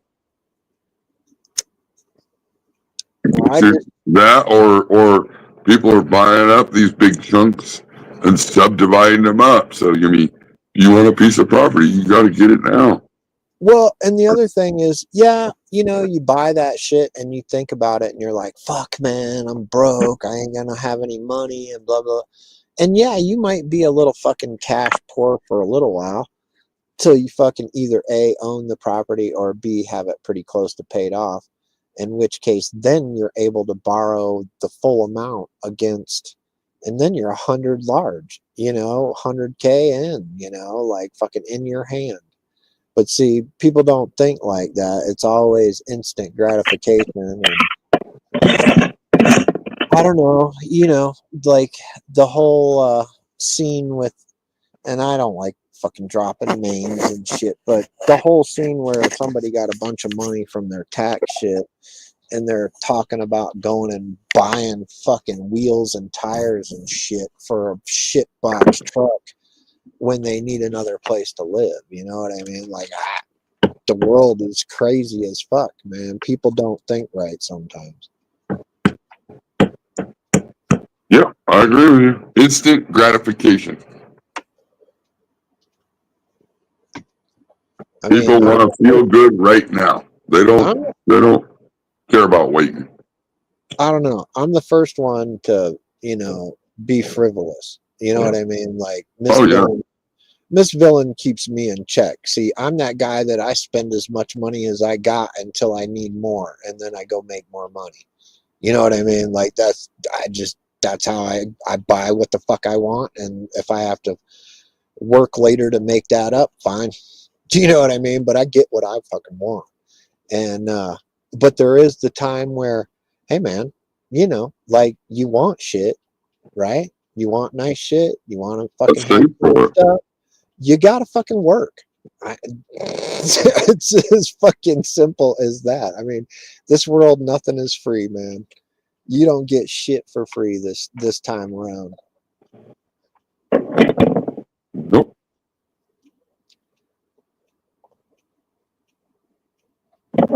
And I don't know. I hear a lot of people fucking, oh, boo-hoo this, oh, boo-hoo that. And it's like, man, You're fucking bitching about being lazy? Is that what you're trying to tell us all?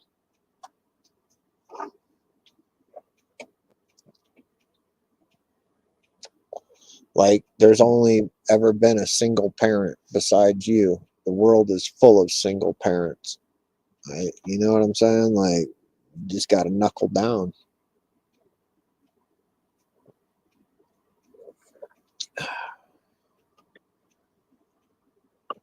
I don't even know what I said that you'll take care of. Oh, were you muted?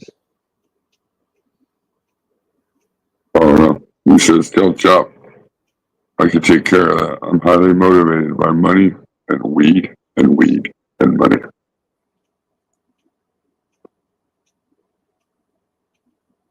Well, Which do you like more? What do we like more or what? The weed or the money? Money. Yeah. Money. I mean, money can buy you shit to grow weed. Yep. Yeah, I like money. But I'm not a whore for money. I won't undersell. But I definitely, well, you know, no man holds my fucking chain. I don't give a fuck. I refuse that part. I bow to fucking no man. Period. I don't give a shit. That's just something I don't do. But I understand, working for it and, getting a regular job or whatever. Well, like when I say that, I mean like these guys that race to the bottom. Like at these events, some of these events, they've been selling weed, and like they're just undercutting each other so bad. Like they're down to like $60 ounces, and I'm just like, fuck. Why are you guys racing to the fucking bottom? Don't sell yourself short. If you got good shit, if you're a good worker, if you're a good, stick to what your value is. What's up, MAGA?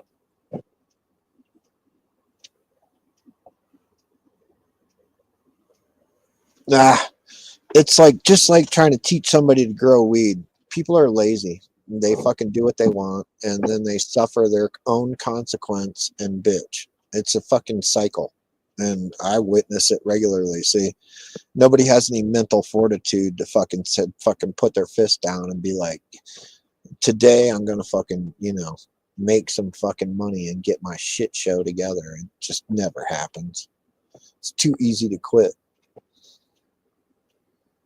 Nigga, what up?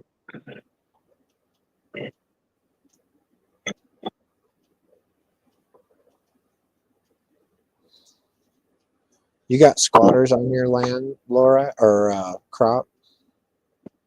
No. Oh. Have you seen that guy that's hired, that people hire to go in that they can't get rid of squatters? And this guy fucking moves in with they move in with the squatters, and they're the most obnoxious fucking people on the planet. Oh, dude, it is fucking comedy to watch. The guy comes in and moves in, and this lady won't get out of the fucking house, right? She just refuses.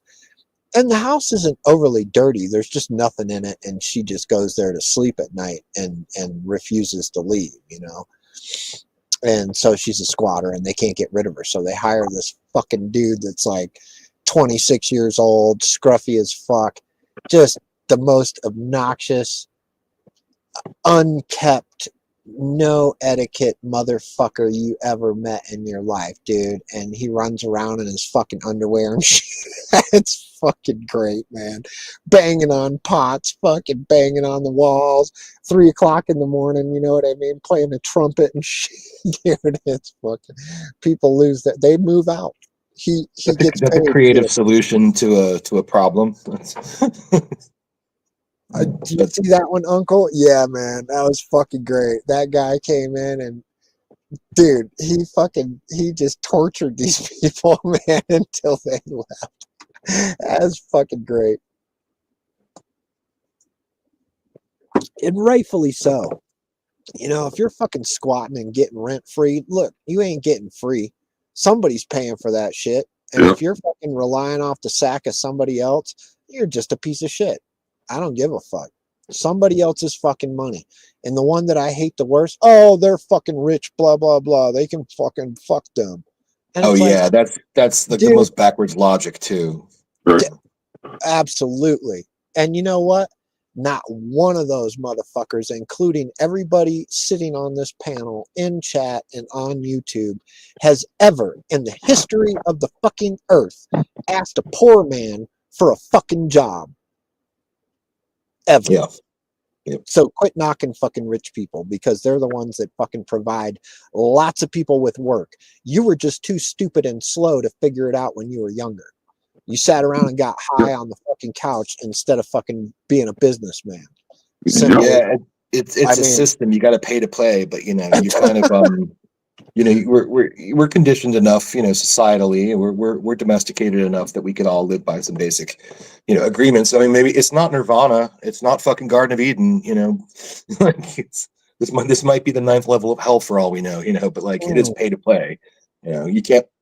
I think that there is a real sickness in a society that like has like 100 billionaires and stuff, or like a good couple of them, you know, where like 11 people have the same amount of wealth as everybody else on the planet combined, like that, you know. But there's always been kings and shit. Like there's no point in history where you can't go back to a civil society and point to like someone is the lord or the laird, or, you know, like literally the landlord, you know. There's always been that, you know, it is pay to play. Or you can go homestead. You can go rough it yourself, but you're going to be buying land from somebody. You know, you can't just squat on land for. I mean, nope. It seems like a more flimsy. It's a lot less brazen than just occupying someone's house and being a fucking squatter piece of shit. You know, I understand there's homelessness problems and that people should be housed. And if that's the solution that you've chosen, and maybe you've got your reasons like children or whatever, you know, but when someone confronts you and says, this is mine, it's like either pay or get out, you know, like, you know, What's up? it's a societal contract. We're all born into it. We're fucking tied to it like a rock around it, but it's the truth, you know. Well, and I agree with that, New York. And I think you're less of a man if you don't do that. You know, if you can't participate in this society, hey, either feed yourself, go out there and be in tears, man, if you can, you know, go homestead or whatever and see how far. You're still going to drive to Walmart eventually, you know, you're going to pay somebody. So, you know, it sucks to have to embrace it, but there's your options, either fucking nut up or, you know, nut up. It's one or the other. Yeah, I mean, and that's just how it is. People who won't fucking get out of their squats, and they're exploiting the laws in their favor. Like, it's just fucking disgusting. And like, yeah, I'd love to hear that there's some guy who goes in and trolls those people, you know, because hey, if you're asked to leave, you're asked to leave. If you could skate and get away with it for a long time, great, you know, awesome. But I think the minute you're confronted, it's like that's not your possession just because you occupied it. Yep. Yeah. Yeah. Hey, school crowd. You got my first little grow right here, guys. Remember, you said I don't need that much of equipment, so I did what you did. Look, these are my plants right here. 13 days right now. My first time ever growing this, so if there's anything wrong, please don't make fun of me. It's just the beginning. The only thing I can say is just be careful and make sure you water the plants and not all that dirt. Because if you end up saturating all that dirt right now, it's going to stay so wet for so long that you'll be on the verge of overwatering the root. Right. I went to dry completely. So I am ecstatic for this guy right here. Those seedlings look great. This is homegrown. You know, small plants get hot, but so let me just start off by saying that you see how big of a bucket this motherfucker is in. I love it. I fucking love it. That little plant in that big old bucket. See, this right here shows me that there's a little bit of watering education going on right here. This plant looks all right. It's in a giant bucket. Y'all taking notes? Look at the leaves. This is why I say growing fucking plants in a big bucket is not a hard thing. It's just watering the plant, not like Chop said, not you water the plant, not the bucket, and you progressively get more and more. But this right here shows you 100%. I'm just a beginner. I just started, and I'm growing these plants in a big old bucket, so it can be done. by a beginner. I fucking said this a million times. I love it, home grow. Thank you. And I'll be honest, I have no idea what I'm doing. But from listening and doing research and reading and all this stuff, I said it can't be that impossible. You know, so what I started doing was being I wasn't sure about overwatering, I was just giving them 10 mils of water like every other day. And then I went up to 20 mils. And as I started seeing the soil getting dry faster, I just upped it up. And now I'm giving them like a liter and a half. Even those taking like a liter and a half also now, because I started them easy. She's this 13, I believe this is 9 days, 10 days. This is 10 days old. And this is 8 days. I can tell that's not drip damage. It looks like he sprayed. He did some kind of a foliar. Yeah, he did some kind of foliar spray. Yeah, that was from the water when I sprayed when I gave them some tea, some molasses and compost and some mycorrhiza. I added that on a bucket. I let it bubble for like 24 hours, and I fed them. I gave them like a liter and a half each. I gave them a liter, and they taking a liter and a half. Yeah, just don't let the bucket get heavy, because like the roots on that are probably just a little bit bigger than what you see as far as leaves go. Right. See, and what I tell people when you're you're new and you're trying to water a plant and not the bucket, okay, think about it like this. If you pulled that plant out of the ground right now and you mushed every bit of water that you could get out of that plant, how much water do you really think that plant can hold? Yeah. You know what I'm saying? Not much. It ain't fucking much. So, right. So what I'm saying is be cautious when you keep watering this every other day, because it might seem like you're not overwatering, but the problem is going to be that this plant can only drink so much fucking water. Right, right. So, be cautious on, like pick your buckets up, make sure they're not fucking heavy. I practice that. So and don't be afraid to let that thing go a couple days without water. And I mean, not to the point of leaf droop, but you know what I mean? You'd be surprised at how long a plant can go before you. I'm glad you mentioned that. Water. Because this plant right here was giving me a problem one time. And I thought I was overwatering. So like you said, so what I did, I stopped watering it and I let it dry out, and then I watered it, and then this is what happened. She just came right back with no problem. But like, I think I was overwatering before, and being on top of it, watching it, and being a beginner grower, the first time ever popping the seed, I've been on top of it so much that I felt I liked the way it bounced back, because it looked like it wasn't gonna last long but it came back. That was pretty good. She came back.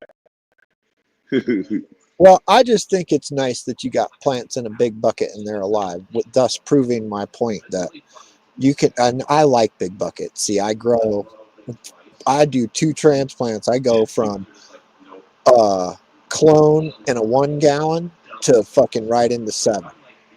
Sometimes quicker than that, but I like a big bucket, and a lot of people frown on a big bucket because people overwater. But like I was telling you, just I have my fan up there. That's all I have for now.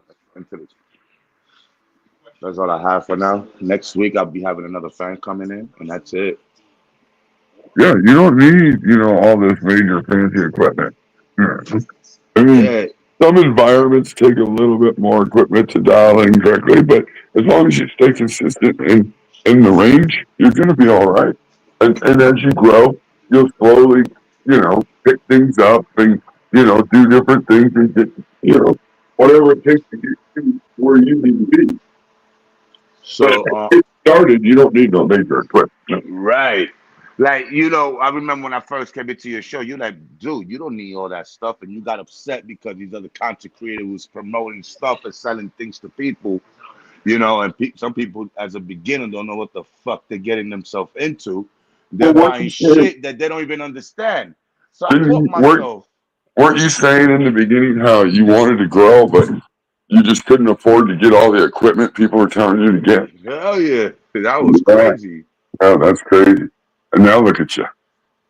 Yeah, I was like, I only had the light and these buckets when I first popped these seeds. I didn't have no fans, none of the other stuff. So the way these content creators made it seem like I need to have the fan, I need to have the ventilation now. You know? Yeah, no. Like, you don't need all that shit, man. Dude, they have me going crazy. I'm the basic of the basic growers, man. I don't need nothing, and I grow giants. That's just those guys are trying to get in your wallet. That's all that. This is how I got it. So my fresh air comes from there, and I have it going out from there. You know, and this is my ventilation, you know, how I structured it. And I got it set up like this. I got the tent open now, so right now the humidity is what? 57. And when I close it, go back up to 70. So I have it on 70, 80, 75 to 70 or 68. It stays within that range in the tent at all times. When it was small, I had the humidity high, 80 to 90. Then as they started growing, I brought it down from 80 to 70. And right now, I'm trying to maintain. There's a lot I can say, because if you look at the plants, they're nice and green, and the leaves are laying out flat and happy. I mean, good job. Thanks. And look, I don't know shit what I'm doing. Fucking hand off that water bucket. You know what I'm saying? Like, yeah. Seriously, you know, and the one thing that people lose sight of is that a plant in soil, its roots will fucking surge to find water. So if you keep your bucket on a little bit of the drier side, your roots are going to be over the top, right? Right. And start digging through everywhere trying to find water. And if you tease them a little bit, you know, and not get so, you know, wet all the time. Yeah, I call it making the roots lazy. You want the roots to be working. You want them searching. You want them looking. Right. I definitely understand what you guys are saying, because if it's being too much water, the roots will definitely get some root rot and stuff like that. Well, you get a what Chop is getting at is like, okay, say your plant has plenty of light, too much fucking water and nutrients. It's got everything it needs in abundance, right? The plant ain't gonna grow because it doesn't have any reason to. It's got everything it needs to be alive at that size. Right. So if you make the plant work for it a little bit, is where you get your growth, you know what I mean, and your roots. And once you have big roots, then it takes up lots of nutrients and the plant just goes ba-bam. So and that, ladies and gentlemen, is how you get a plant that's miniaturized. It will not do nothing because it's got everything it needs right here. You're not making it work at all. You're not making it do nothing. It's surviving. It's not thriving. So being that I don't know anything about training, I'm just learning that as I read and go along. I was thinking about training with like maybe flower. How about don't do anything? 5 or 6 weeks. How about don't do anything this go and just let your plants grow to a proper size, keeping them healthy without trimming plants, without fucking pulling leaves, without doing anything. Grow 4 regular plants. And then next go round, you know, top them all or something. You know what I mean? But try to grow weed one time without doing any kind of fucking bro science. You know? I mean, you could probably top them at the 5th node or something like that, but that's as Okay. far as I would go on your first grow, and just watch Okay. what happens, dude. I mean, you're going to be like, whoa. And learn that, you know, like, and then the next time when you top it, and then you top it 5 more times. I mean, are you going to try to put this shit under a net? Yeah, I might do some scrogging. Well, got do the me a net. favor. You know, when you start to do your net, don't be like all those other fucking morons that have this little tiny teeny fucking plant that should be standing on its own, you know, no problem, with a fucking net on it for emotional support, like hoping that the plant is going to fill the net out. Okay, don't be that guy. Just let your plants go a little bit before you start sticking them under a fucking net. I've seen that, and I'm confused. Why they do that? What is Because that they're for? fucking dumb plant killers, that's why. Because they wait too long to start training. So then, once they start training, they have to have the net to hold the plant down, because the plant used to be bent over like that. And then what also happens is you end up with a glory hole in the middle. Here, I'll show you. I'll give you a perfect example. I'll use this shitty window plant here. Okay. And yeah, here we go. The house plant. So this shitty house plant, right? So look, now if I was to go in and go, okay, I could go in and bend this over and put it in the flower. Okay? So I'm going to bend it over, right? I'm going to put it under the net. I'm going to bend it over. Here, let me get. I'm going to bend it over. And nothing Put it under the net.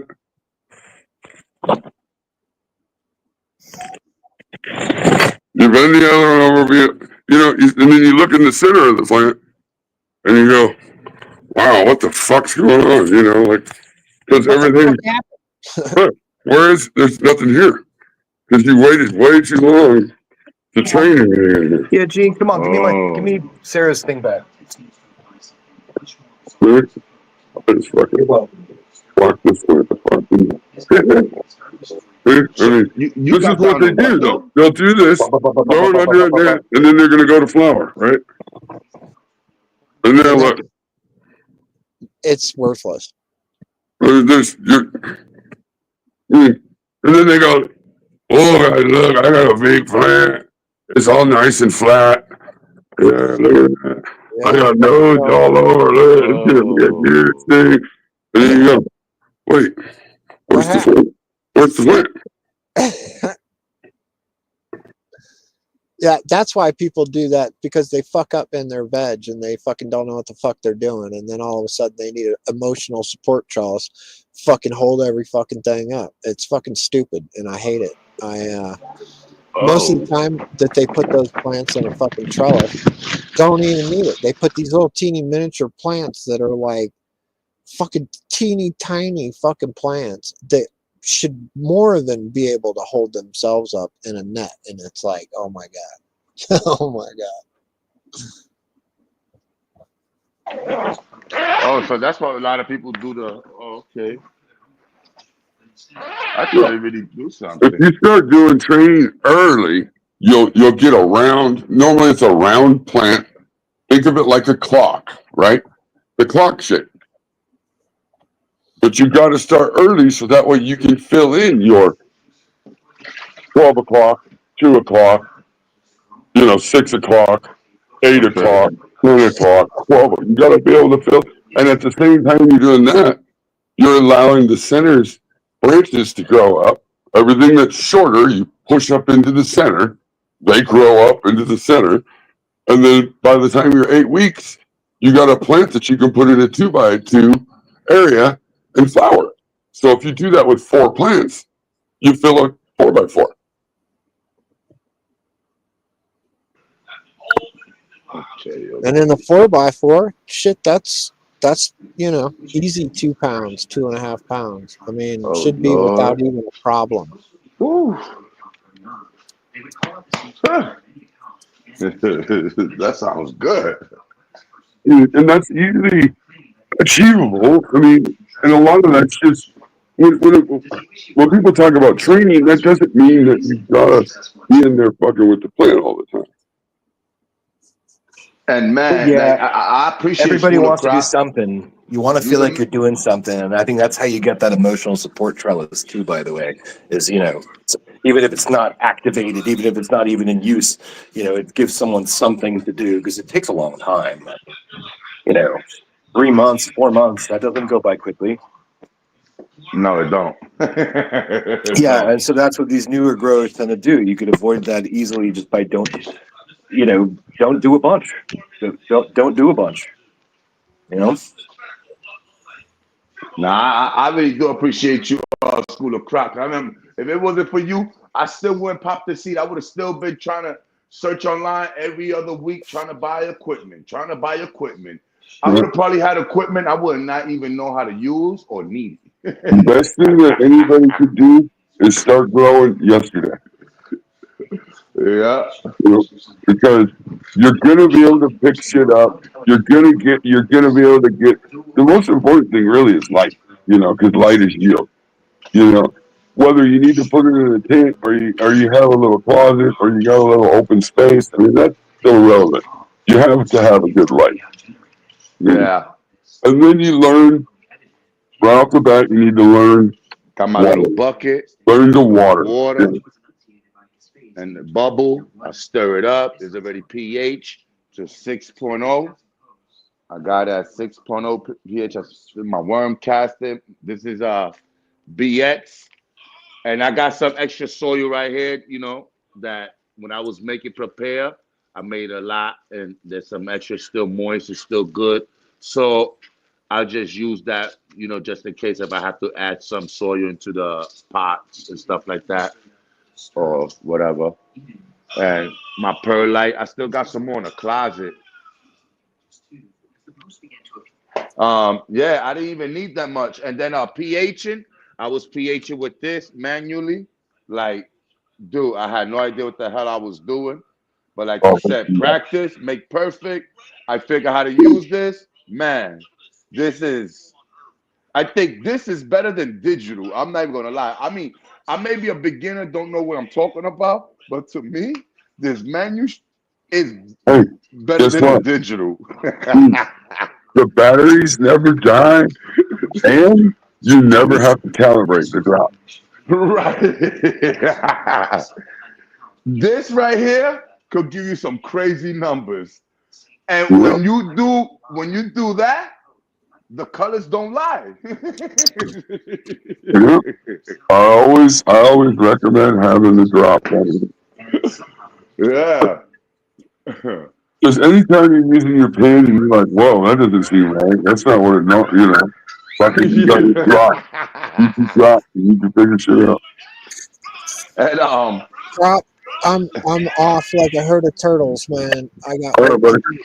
Yeah, I gotta jump off here too because creative show started and everybody can go over to creative show. Thanks for having me and drinking some coffee, having adult conversations without a bunch of hoo-ha. Yep.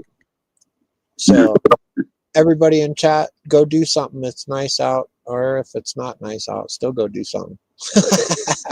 All right, peace, y'all. Do you know who creative is? Homegrown. All right, man. You have a blessed night, a blessed day. I mean. All right, buddy. Yeah, everybody head over to creative. I'll talk to you all later. All right, definitely. But I appreciate you and thank you for having me up here, man. Letting me show you my little stuff I got going on. You're starting good. You're doing good. Just make sure you control the watering.